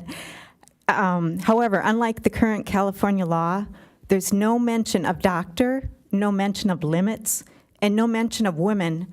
And unlike what Mayor said about the proposition consisting of 1 sentence, the reference I have shows that there are 3 sentences. And as Anne pointed out, the 3rd sentence is very important. It says, "Nothing herein narrows or limits the right to privacy or equal protection." No doctors, no limits, no mention of women. So much is left up to interpretation. It is unconstitutionally vague, and that it allows a woman to have an abortion in the 3rd trimester of her pregnancy, even without a doctor's opinion that it is medically indicated. The majority of Californians would not knowingly support late-term abortions under these circumstances. This law is not only unnecessary and inhumane, but highly misleading to the voters. With so much left for interpretation, going through the all the information out there, you can see many in the legal profession agree numerous lawsuits are anticipated should Proposition 1 pass. I included a sample of 3 articles. Is Encinitas City Council members and Mayor Blakespear willing to subject our community to potential financial ramifications of future lawsuits concerning Prop 1 while falsely misrepresenting the votes of we citizens of Encinitas on this highly controversial moral issue? You know, I'm sad to say that this is totally the opposite of what I thought Encinitas would stand for. Promoting our city as come and kill your children is not what I want to be part of and represented. And thank you.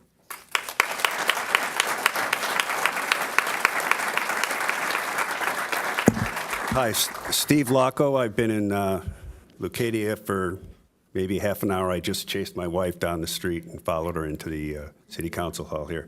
No, anyway, Sheila and I have been here. We have 3 boys. I could tell you all about that, but I'd rather just, we've got a letter here that we wrote, but there are so many people that have been very, very eloquent and very, I think, meaningful and purposeful, and they're very clear communications, so I won't bother to read the letter, but just need to restate some things. One, the council doesn't have the power to make political decisions for your constituents.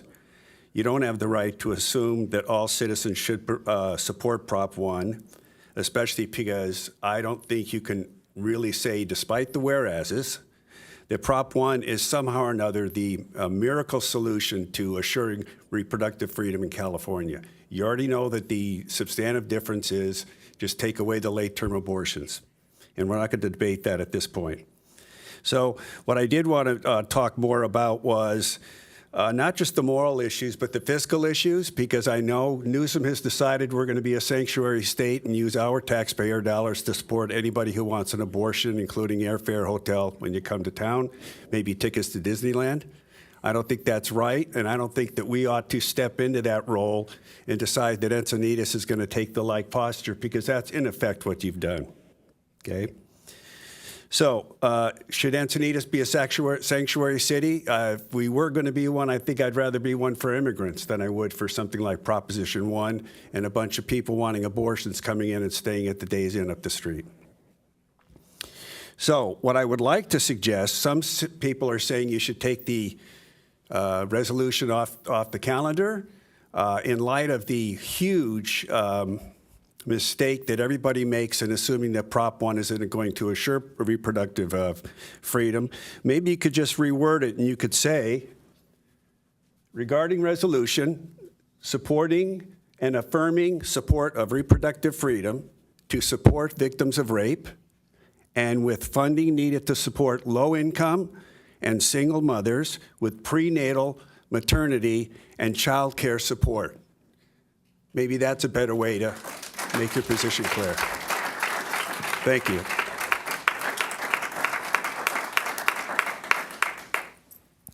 Next speaker is Sandra Van Gilder, and Sandra Van Gilder is followed by Barbara Stoddard.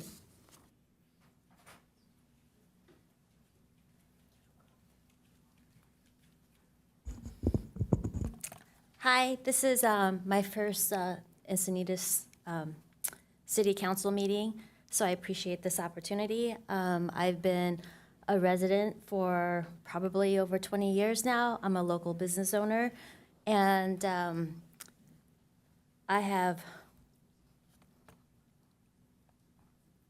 2 beautiful teenage girls, and if our goal is to provide young women with choices, medical freedom, reproductive freedom, then we need to provide them with all the information.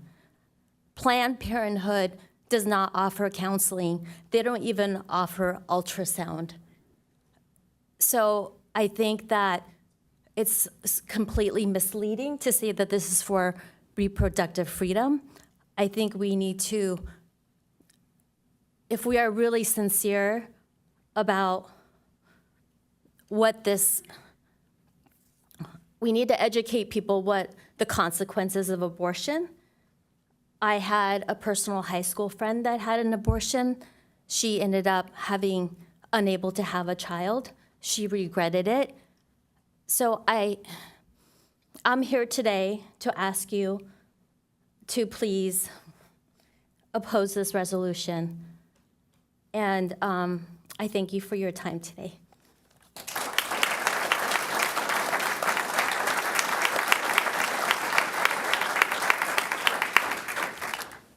Barbara Stoddard?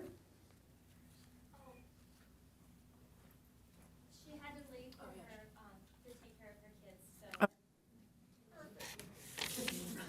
So Mayor, that does conclude public speakers, and then I have 35 individuals who have registered opposition to the recommended action but have chosen not to speak.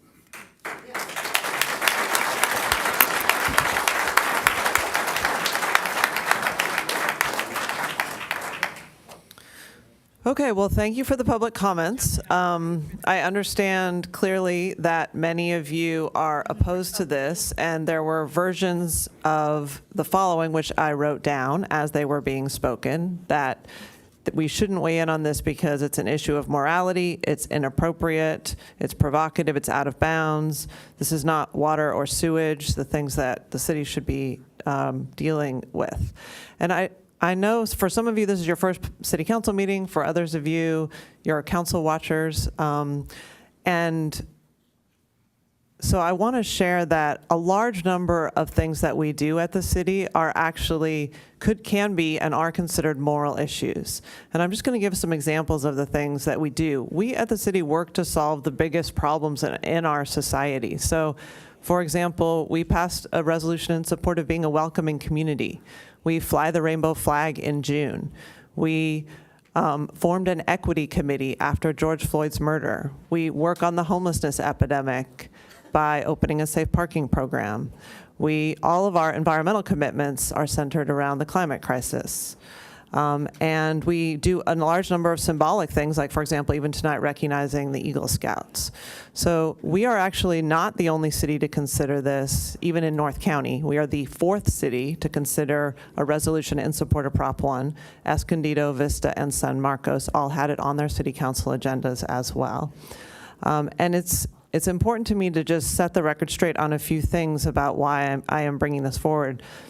While California law does currently protect the right to abortion and to contraception, in the overturning of Roe, the explanation was that that abortion and potentially contraception do not fall under the privacy right. And so the reason for Prop 1 is to put the protection of abortion into the Constitution so that it moves it out of the hands of a judge's interpretation of the definition of privacy.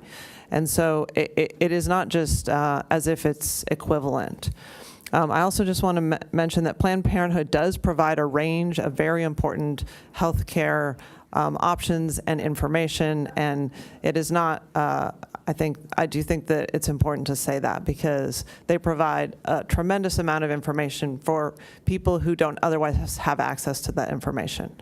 So I understand that this is not something that the majority of you in this room support, and I recognize, I listen to you. I still feel very strongly that this is something that is important for us to be on record as supporting. I know in local government there are many times too where it can be easier not to bring controversial things forward, but ultimately having that courage and being willing to stand up for things and publicly speak them and give voice to the values, and women being able to determine the fundamental decisions about their lives is really central to my service in elected office for 8 years and in general. So I'm going to call on my colleagues to make comments if they would like to as well. And I'm also going to move acceptance of this resolution. So I will call on Councilmember Kranz first. Thank you, and thank you to everybody who showed up tonight to speak to this issue. As a council member and a Catholic, I take an approach to governing from a secular perspective. And so the issue of religion is one that I do not apply to my decisions here on the council. Let's let's let him speak. We all listen to you speak, so let's listen to him I am speak. a Catholic because I was baptized Catholic. I went to St. John's School when it was down on the west side of 101. I attended St. John's Church upon my return from Minnesota 25 years ago. But today I'm a lapsed Catholic. And part of the reason I'm a lapsed Catholic is because the reality is Catholicism isn't a monolith. And there are, frankly, a lot of Catholics who believe in a woman's right to choose.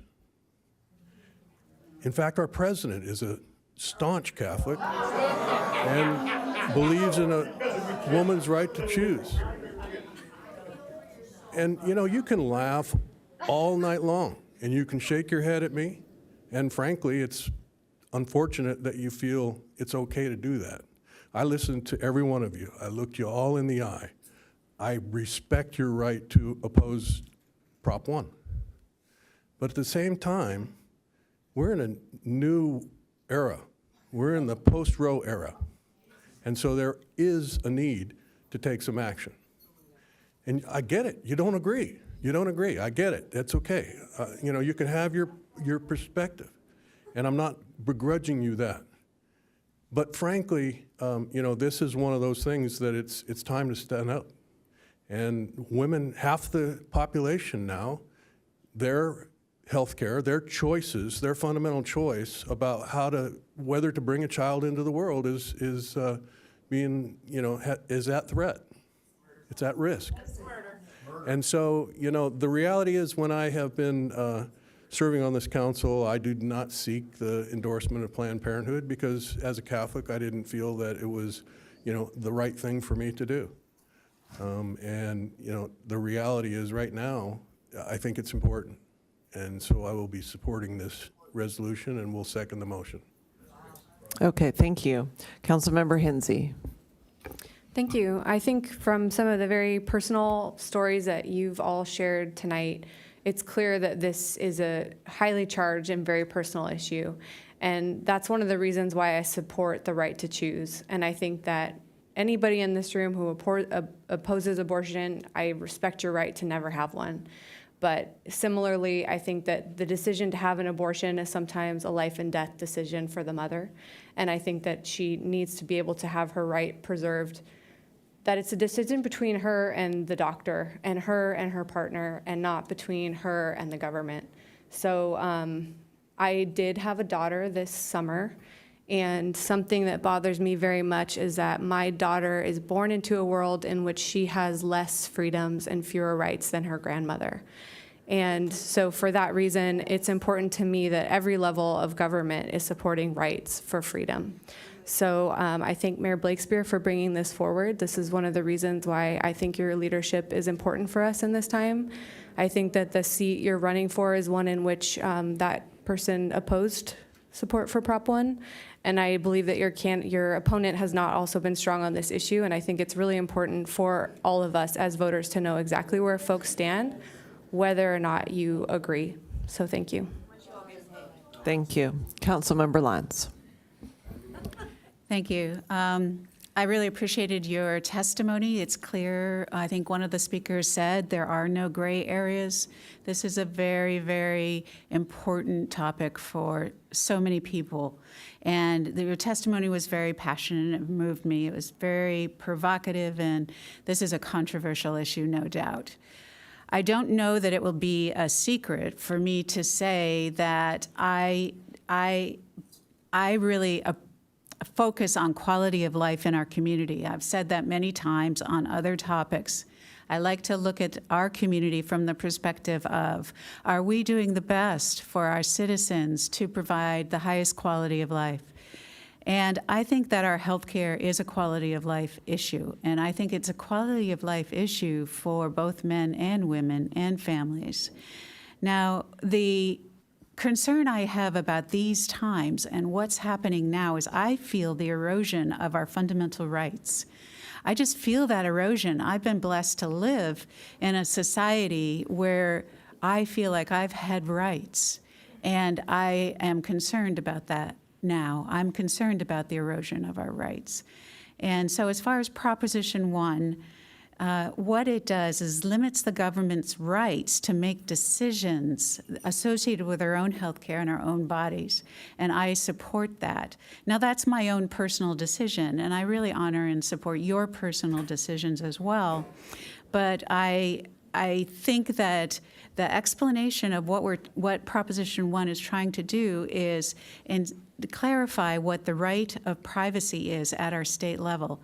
And I think these are legal terms that need to be clarified so that we don't continue to erode our rights. I just recently joined a rally. Women in our community, my neighbors, your neighbors, we got together and we had a rally and we walked. These are my friends, these are my sisters, these are my daughters, these are my granddaughters who came together and walked in support of women's rights. And I can't tell you how passionate I personally am about that. And I understand and I respect that there are no gray areas here, but I want it to be clear on where I stand. Thank you. Deputy Mayor. Yes, so definitely respect your opinion and listen very attentively to all of your comments. So, and very thankful that you came tonight to give your comments and feedback.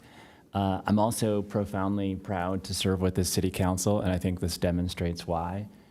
Each of these comments here tonight, I think, are on the right side of history.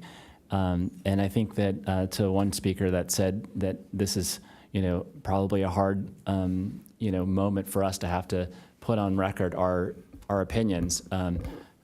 I'm very clear, and I've always been clear. I stand with women in their right to determine their own destiny and their own reproductive rights. I've always stood in that way, and I think as those rights are under siege and being deteriorated at the national level, it's important for us to do something on the state level to make sure that those fundamental rights are preserved. And so I think Proposition 1 is important because a lot of folks will say that Roe v. Wade would never be overturned, but after almost 50 years, it was overturned. And so it's important that any rights that we have right now in our state, that those rights could be eroded as well. And so it's important at this moment to make sure that these rights, these fundamental rights, are in the Constitution. And so I'm going to support this resolution, and I'm also going to say that what we should be doing is encouraging all Encinitas to vote for Proposition 1 because it is a fundamental right to determine your own destiny. Thank you. Okay, thank you. Let's go ahead and vote.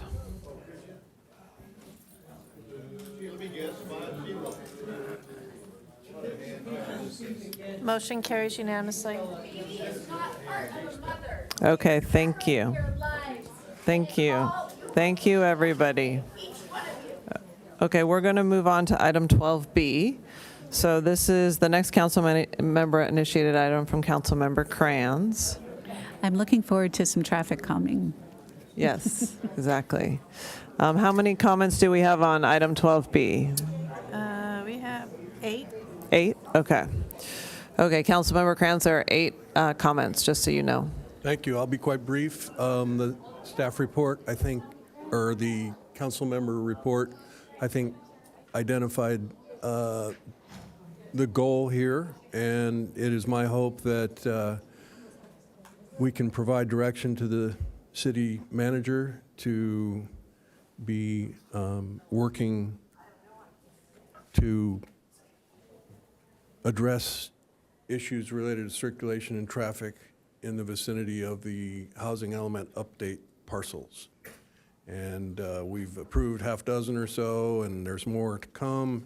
And we need to, I think, be much more deliberate in our efforts to address the issues that are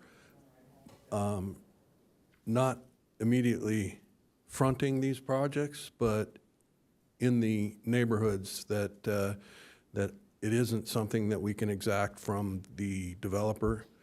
So the city council, I think, needs to commit to addressing the neighborhood traffic issues. And so I included in my report the Encinitas Neighborhood Traffic Management Program.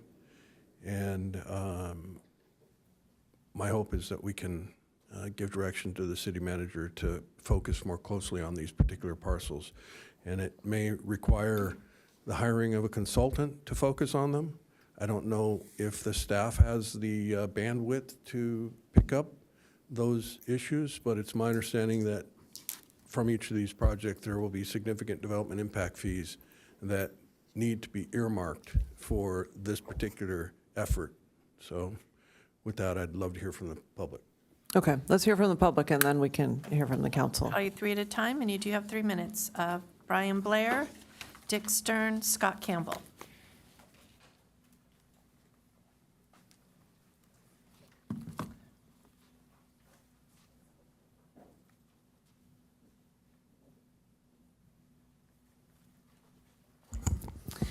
Brian Blair, I appreciate the opportunity to be here again. I appreciate that this is on the agenda. With the recent approval of 2 large high-density developments that will bookend Encinitas Boulevard and Leucadia Boulevard along Quail Gardens Drive, I'm here again to add my voice and implore the city to slow it down, make it safe, and really just make it usable for the people who reside in the area, as well as for the families that we're inviting in with these new projects. So here are my 3 asks. Let's lower the speed limit from 35 to 25. This is becoming a real neighborhood. The residents who leave their home every day shouldn't have to feel anxiety as they pull along to Quail Gardens Drive, as I often do. We also need to consider painted sidewalks. There's only currently one on this 1.2-mile stretch. Also, Sunshine Gardens apartments entrance and exit is going to be across from Quail Point Lane. It needs something, maybe a stop sign, maybe a traffic calming circle. I read those are only $12,000 in the Encinitas information. I have some photos that reflect my concerns. This is just a young person who has to make a left turn down that hill. He's going into Channel Islands. Cars are often going 40, 45 miles an hour. I see this every day. It breaks my heart. These are people who are crossing the street because there's no crosswalk. Again, there's no cars in this view, but when there are, it's quite scary. It's a gentleman walking his dog. Again, no crosswalk, so he just comes across the median, and let's hope there are no cars going at speed when he's doing that with his dog. This is what you see every day. It's a very narrow bike lane, cars going 40, 45 miles an hour, just right next to kids. It is heart-stopping. This is interesting. This is where Sunshine Gardens Apartments is going to be. One truck coming out of there warrants a temporary stop sign. I think that should send a message to us all that if there are going to be 140 units in there, a stop sign might be appropriate. This is just one truck that warranted that. I get that it's long, but it's symbolic. I see this lady all the time with her children. They always wear a helmet. She doesn't, but she's always on Quail Gardens Drive. We need to protect her and her kids. I see these kids on these little mono skateboard things all the time as well. Look how narrow that bike lane is. It's just worth noting. You consider the speed of cars at 45, 50, and sometimes faster. This is interesting. Look what that car has to do to avoid those kids in that bike lane. Look how he's coming into that little center area. It's just worth considering. You know, let's slow it down to 25. This is every single morning southbound on Quail Gardens Drive. Can you imagine trying to make a left turn out of that? You've got to watch those cars to the left. Hopefully somebody's kind enough to let you in. This guy said, screw that, I'm not even taking the bike lane, I'm on the sidewalk. And then I've got 2 short videos, I think, in the time left. Look at this. This is kids. They're on the sidewalk because they don't want to take the bike lane. Look at that car activity, and then the dad and the other kids, same thing. They're like, we're not even touching the bike lane. We're on the sidewalk. Okay, these are people who are trying to cross. This is what I see all the time. So I have 2 seconds. This is all symbolic of I hope we can do something. I appreciate this being on the agenda. Thank you for your consideration. Let's make it safe.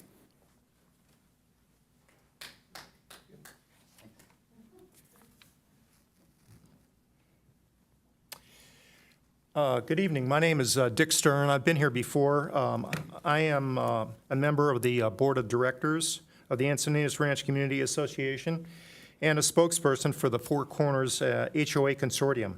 I'm here tonight to again advocate for support from the city in addressing the concerns of residents who live along the Quail Gardens Drive and Saxony Road regarding safety and traffic mitigation. To refresh your memory, this slide depicts 4 housing developments that are planned along this road corridor within an area of approximately 1 square mile. You saw some great photos there from Brian Blair with traffic and pedestrians and bikers along Quail Gardens Drive. 2 of these are currently under construction, and one is going to the Planning Commission tomorrow night. This is the problem statement that we shared a few weeks ago. This slide summarizes the problems that the consortium has identified related to safety, traffic, as well as quality of life. We have 1,300 housing units that are going to be coming into this 1 square mile in the next few years. So what's our recommendations? As Tony Kranz has so kindly been supportive of our efforts here, we recommend that you direct city staff to develop solutions for safety, mobility, and circulation, both short-term and long-term. And I identified a few potential funding sources here. Hopefully, we can earmark the developers' mitigation fees, potentially examine the idea of earmarking windfall property taxes that may come from these projects, and apply for federal, state, and local grants. So we appreciate your time tonight and hope that you can support our concerns. Thank you. Following Scott Campbell is Greg Alberdon, Chris Calkins, and then Steve Gherkin. Okay, you're pretty safe actually right now. I kind of support this, Tony, but it's too little too late. Will this affect existing products or existing projects? This Quail Gardens that was just mentioned is 500 units. There's only 400 units right now off of Quail Gardens. It's more than doubling the street. It's more than just the effect on Quail Gardens Road. It's the effect on arterial roads, lifeguard service, law enforcement requirements, emergency services, senior and youth services. All these are going to be impacted by these developments. Your idea is great to get a nexus and projects. I took a look at the budget fiscal year 22 capital and debt PDF for a 6-year plan. There's zero. There is zero on this. There's stuff for sewage in Leeuwenhoek. There's tons of stuff for streetscape, tons of stuff for Cardiff. There's nothing in this area. In fact, even worse, New Encinitas has 0 projects too. If I was a resident in New Encinitas, I'd be very unhappy with my representation. Santa Monica just went through this recently, and they're having thousands of like 15-story places coming in because they failed on their housing plan. Thank you for at least getting that. The developers rushed in and made these plans. Now they have a housing plan, but you know what? They can't retroactively change these huge developments. If we somehow get a capital improvement, will we be able to retroactively force the developers to contribute just a little tiny bit? These are big questions. Like I said, it's too little, too late. I want more. Earlier, when I first started coming up here, I said it's too much, too fast, too soon. It still is, but now it's too little, too late. We're schizophrenic here. Unfortunately, I didn't get to talk about 12A, but I don't think my opinions would have mattered anyways. And for the record, I'm adopted, so I kind of have some equity in that position there. Anyways, thank you for your time. And we only have one more meeting left before we have some big changes, so it's been really fun. Thank you.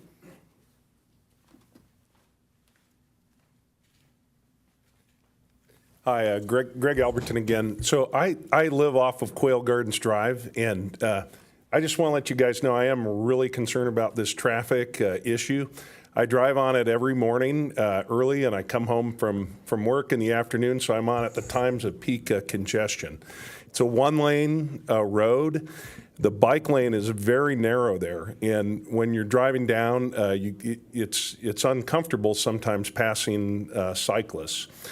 I looked, Fox Point Farms, 250 units, Sunshine Gardens, 140 units, and Moonlight Apartments, 202 units. Those have already been approved.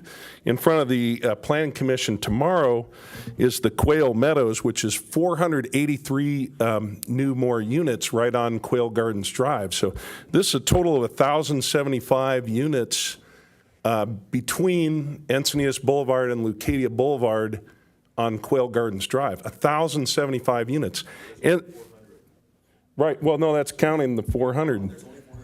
There's only 400 now, so I just want you guys to please think about this. There's only 662 homes total in Encinitas Ranch, so we're now adding 1,000 more dwellings in this very little area, and so far it sounds like this hasn't really been looked at closely. And it just concerns me. I mean, someone died on the 101 getting hit by a car on their bike. It happened again on Leucadia Boulevard. It's going to happen on Quail Gardens Drive. That is a very narrow bike lane, and it does not have the safety of those other places. And that concerns me more than anything. Not to mention traffic. Driving home yesterday, I got off the 5 at Encinitas Boulevard.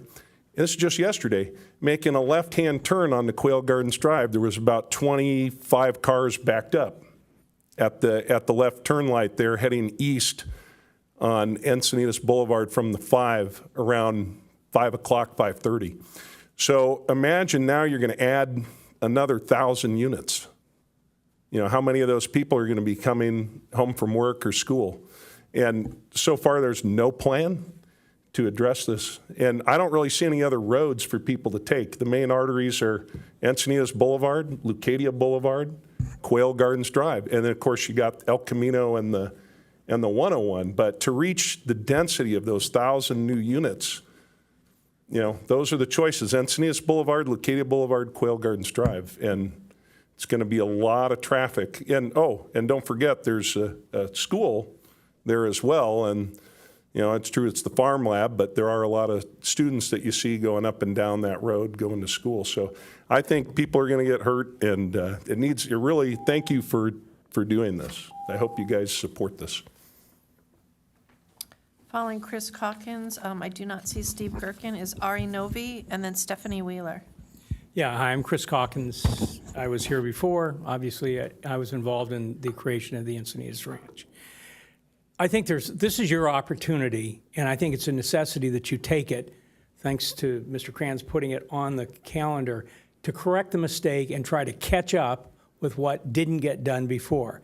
I would remind you that in 2014, you had brought before you a proposed plan to address this area on an organic basis, a comprehensive basis, and it got buried in the city. What I want to ask you to do is please take an action that puts the priority up, move it up fast before these projects get done. There are 3 things that you are asked to do, at least what I would hope would come out of this. Number 1 is come up with some temporary, reasonably cost-effective traffic control to address the fact that all of these housing developments pour onto Quail Gardens Drive, and people are going to be probably going to be unsafe in trying to get on it, not necessarily be able to get on at all at times of the day. Number 2 is identify and set aside, or direct the staff to try to identify a methodology to set aside the mitigation, the traffic mitigation fees that these 1,000 units are going to pay. That you can't impose the conditions because you didn't have in your CIP projects. But what you can do is you can take the mitigation fees, which is all they have to pay at this point, and at least allow those to help fund some interim solutions. And then the third thing is to do the longer-term project, the one that may have more expensive results, more expensive costs involved, may involve changes to the overall circulation system. And that can have some time to develop. But please take an action that puts this up in the priority list. Don't let this get buried again as it did the last time, and don't let this community be so far behind the curve that we have to have somebody get hurt or something really bad happen beyond that because we haven't taken any action. Thank you.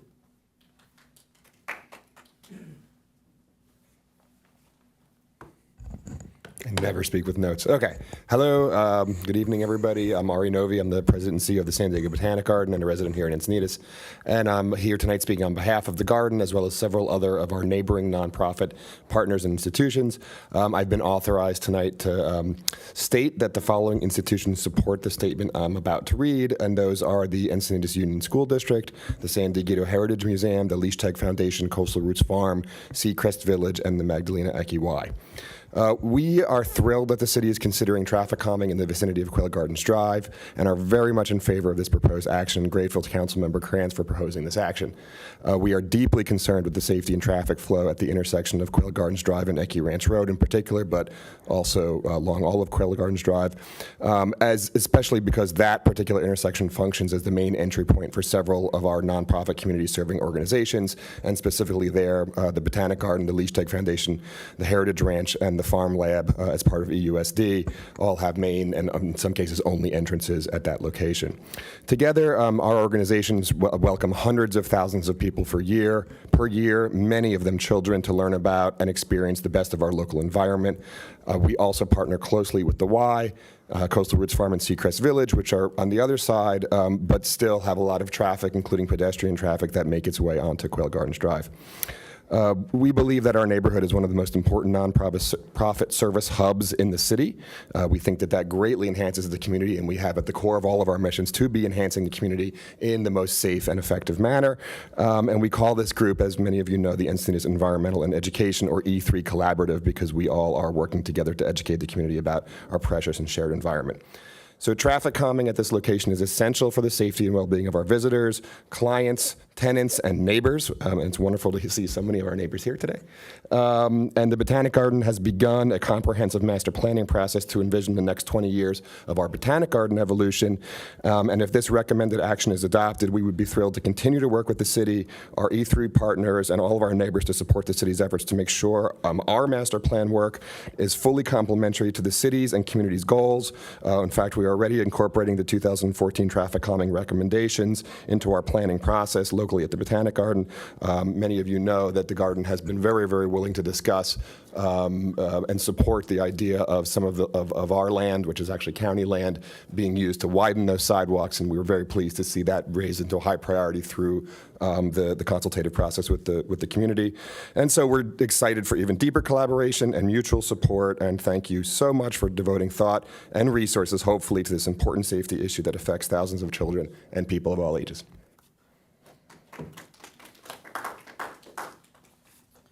And then Stephanie Wheeler, I don't believe she's here, and Steve Gerken, I do not see him. So that does conclude speakers, and then I have 3 individuals who registered support for the recommended action but chose not to speak. I'll call on myself.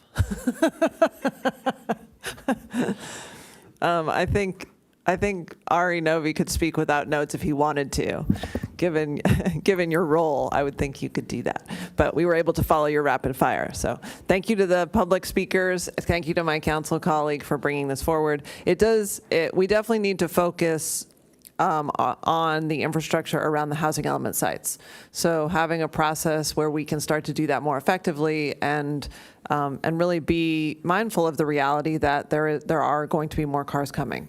So how do we build multimodal and make it safer and make it slower, to achieve our Vision Zero goals and really be able to prioritize the things also into the plan, so the long-term plan, so that then when the developers are building the projects, they can be building these improvements. I think that's a really smart thing, and we should be doing that as soon as possible. So I fully support this, and I'm glad you brought it forward. So let me call on the others. Councilmember Hinsey. Thank you. Yeah, I think this is really timely, and I am grateful that you brought it forward. And a lot of the things I hear the community asking for are totally in line with what this council supports, including making people feel safe, choosing their car or choosing their bike or walking over the car because it's safe to do so. So I hope that we can take a lot of the recommendations that were included in the E3 study and apply those. I think it's really important that we are mindful of the Encinitas Boulevard intersection and the transition from Quail Gardens Drive onto Westlake, because Westlake has a whole bunch of problems, and I think there's some really low-hanging fruit, like removing the 4 parking spaces so that we don't have bikes that have to navigate into the travel lane and then out of it just to get around those cars.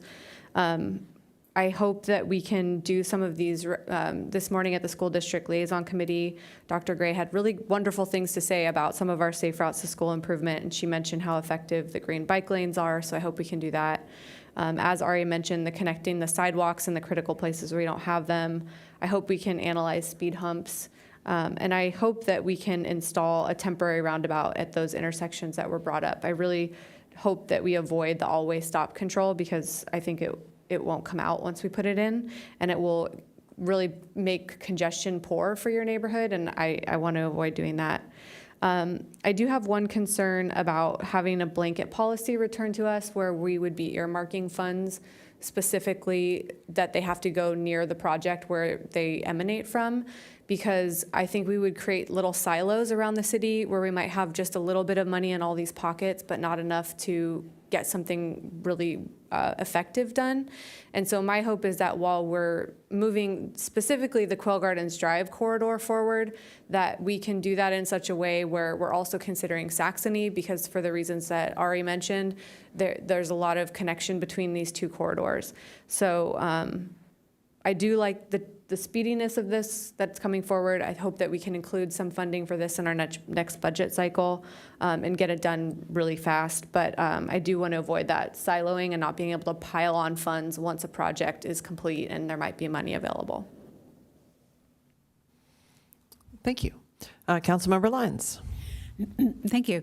This falls very nicely into our infrastructure prioritization effort that we're going to kick off soon. So I'm happy to see this come forward. It's going to be perhaps somewhat of a pilot for how we bring these needs forward for addressing maybe short-term solutions, mid-term and long-term solutions. But it's across the city that we really need to evaluate where our needs are now and where they will be in the near future, and then how to prioritize the infrastructure improvements, but not only that, how to fund them. And so we need to start thinking outside the box about how to fund them, and I'm glad to hear all the great ideas, perhaps grants, perhaps earmarking from property taxes, perhaps infrastructure bonds is some things I've heard. So this all is great news. I do want to, I see that our head of engineering is here and traffic engineer are here.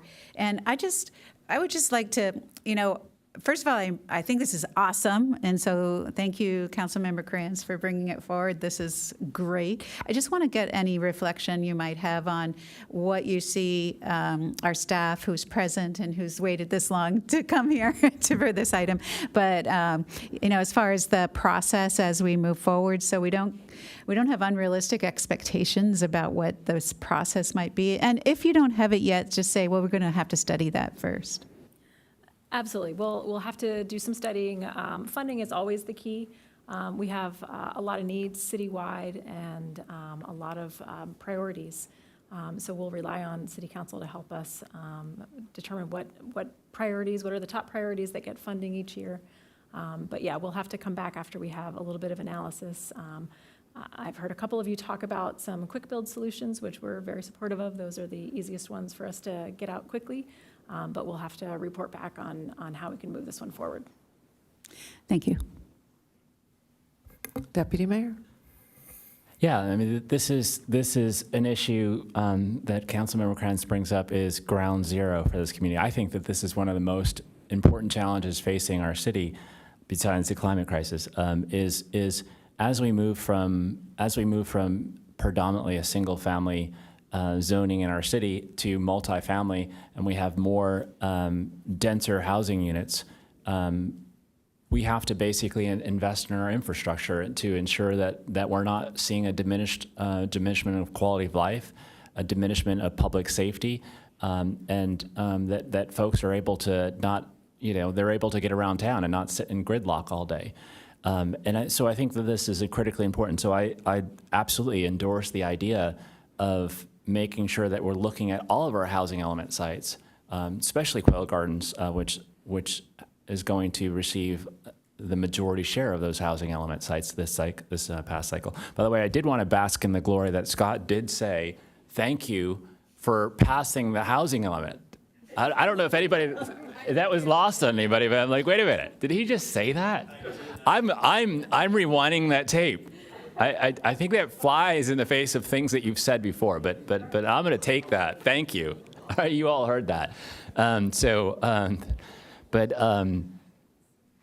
I think that we need to invest in infrastructure, especially where all of these housing elements sites are, especially in Quail Gardens, which has the majority of it. My hope is also in the future that when we're approaching the housing element process, that we're thinking about where does it make the most amount of sense on the high traffic corridors, on the where we have transit nodes, and where we're already investing in those areas, in that infrastructure, so that we're not necessarily trying to, put the housing elements all over the place where we're not able to basically invest properly to improve the infrastructure. But I think that this is ground zero, not only for Encinitas, but for the entire state of California. And so maybe if we do have somebody that goes up to the Senate or the State House, maybe we can, have more discussion on how do we actually fund at the local level all of this infrastructure improvement, because I'm going to tell you, that is the real issue, right? I don't know if you've checked out our capital improvement program, but it has a lot of needs, and these aren't just, projects that just make us happy and are just luxurious projects. These are necessary projects in our city to ensure that we have circulation and safe mobility throughout our city. So anyways, I think that this is important, and I hope that we're focusing on it in the future. Equally as important is how do we pay for it, because we don't have the funding to pay for it. So that's something that we really need to think about and really plan for in the future. Thank you. Okay, thank you. Councilmember Krantz.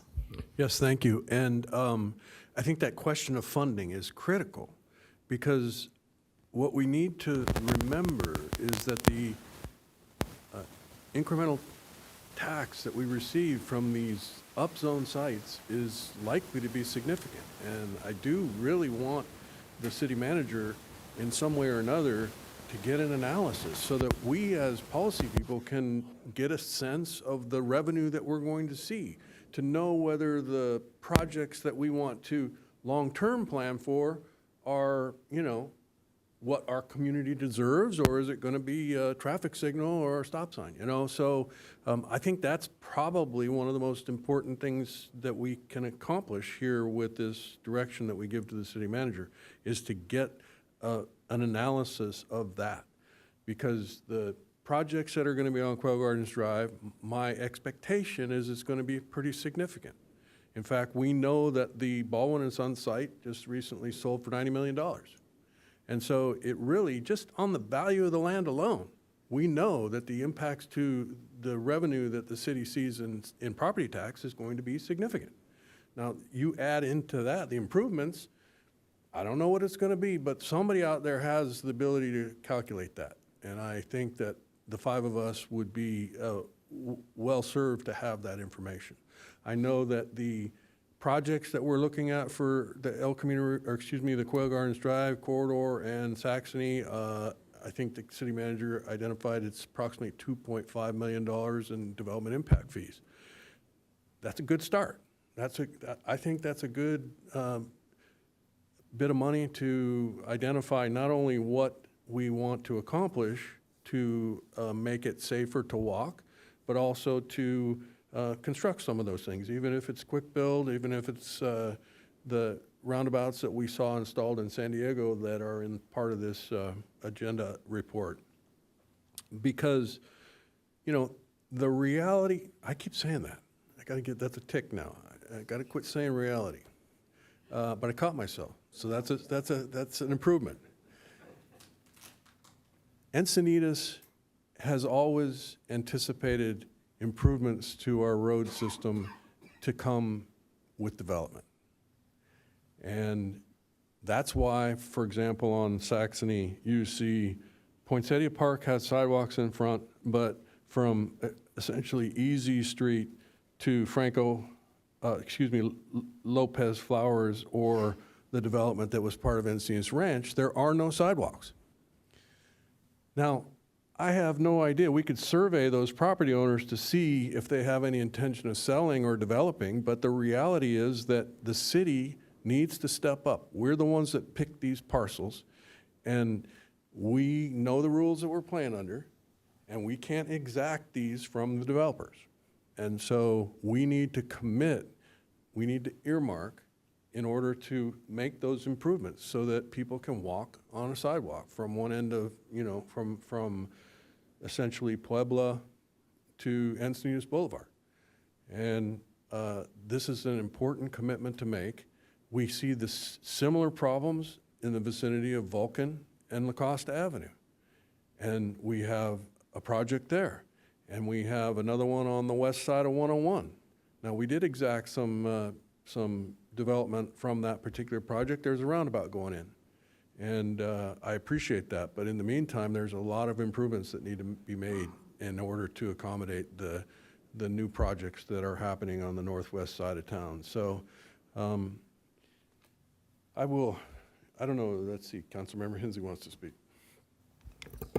Yeah, go ahead. I think this is a question for Roy, but I see him safely in the back there. So maybe I'll ask the city manager, and if you don't know it, you can get back to us. But at which stage in the development process are we able to collect the development impact fees? Oh, he's got to come all the way up. Sorry, Roy. And I just ask because I think when the government moves fast, it's different than when the residents want us to move fast. So I'm just trying to establish some expectations of timing. We definitely are not sitting on $2.5 million yet. Thank you, Councilwoman Hinsey. When we collect, the impact fees are collected prior to issuance of certificate of occupancy. So the developers will move forward with building permits, start construction, and then we collect the fee prior to us issuing the certificate of occupancy. Got it. So the building's already built and they're just about to start housing folks there, then we have the money. So for us to be able to initiate some of these improvements, it sounds like we'll have to put some planning money in this upcoming fiscal year to be able to, I guess this is back to the city manager, we'll have to put some money in this next fiscal budget to see some of these things like speed reduction or green bike lanes and speed humps perhaps. Is that what we can expect?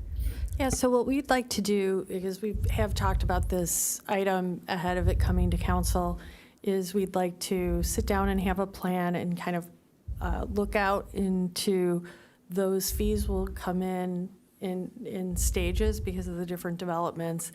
And then also, as was suggested, look at some short-term things that we can do now, as well as some longer-term things that we'll be able to do later.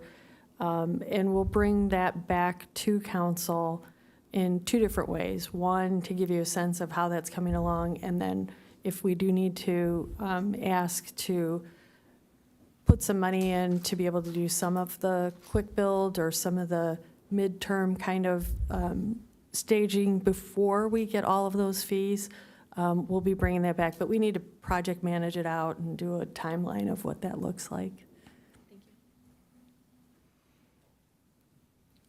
Councilmember Lyons, did you want to speak? Right.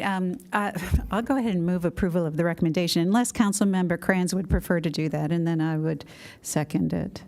I'll go ahead and move it then. Move approval of the recommendation. I'll second it. Okay, good. Let's vote.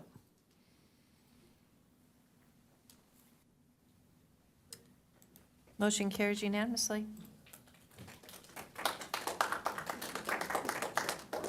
Thank you for sticking around through the earlier items.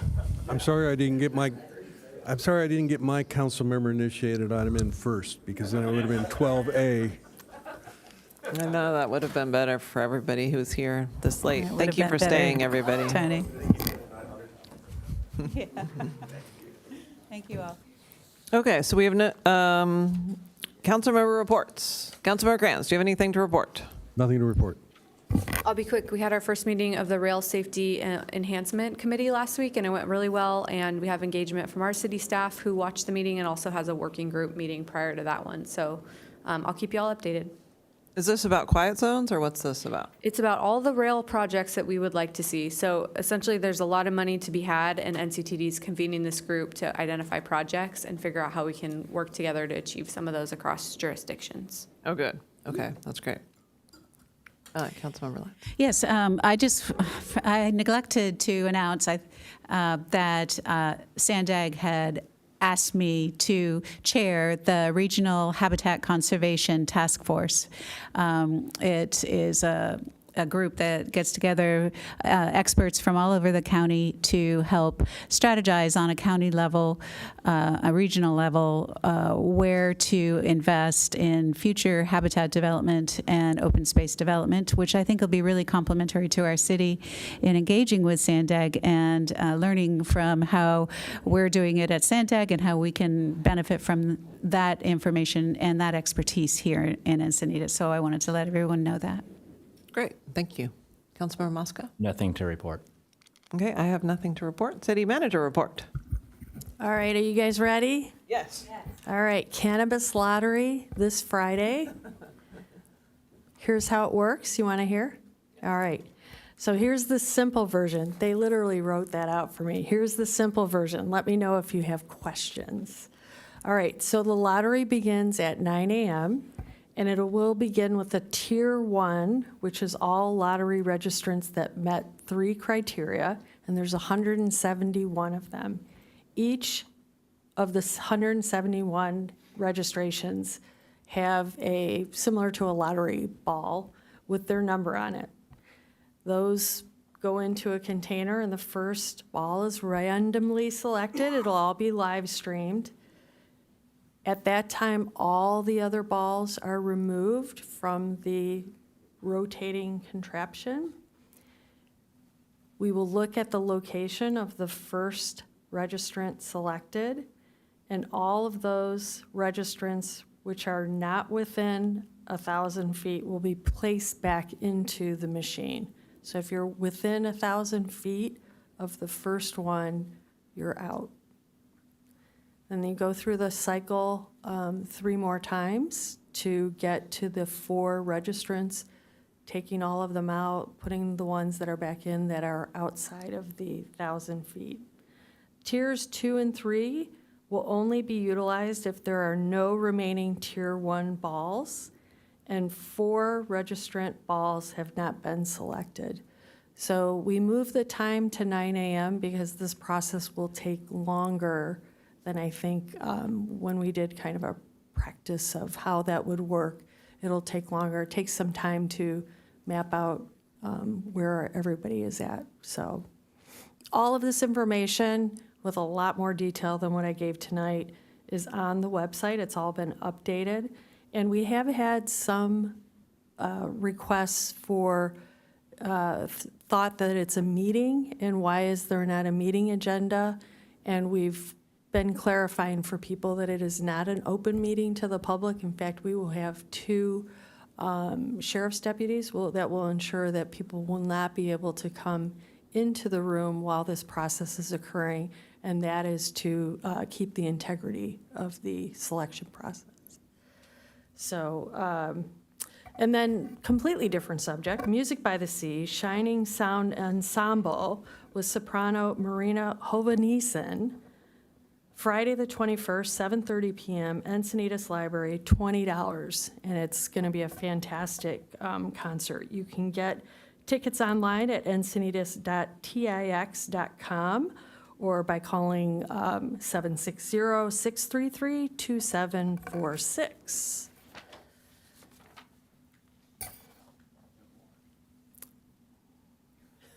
There's so much more. No, that's all we need to go through tonight. I will announce, for those that didn't hear it, we do have the housing element site. Quail Meadows is on the Planning Commission agenda for tomorrow night, if you want to watch that.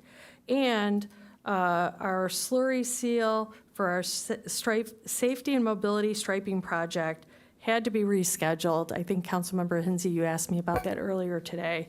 The weather did not cooperate with us as we had thought, so that will be rescheduled to the night of October 27th and October 28th and October 31st, depending upon the weather. And all of the area businesses and everyone has been notified. Okay, thank you. City Attorney report. Madam Mayor, I will defer any city attorney report to our next meeting. Okay. City Clerk report. And then, as I mentioned at the last meeting, mail ballots have all gone out. I think they're still sending some out this week. But for all residents, if you have any questions about where to drop off your ballot, or for some reason you didn't receive your ballot, make sure that you contact the Registrar of Voters. And the best way to do that is through their website, which is at sdvote.com. Okay. Yes, make sure to return your ballot. 5% had been returned as of this morning. So that's not that many. Be better to have that number go up quickly. Okay, Assistant City Clerk report. No report. Okay. Sheriff report. No report. Okay. Well, we are officially adjourned.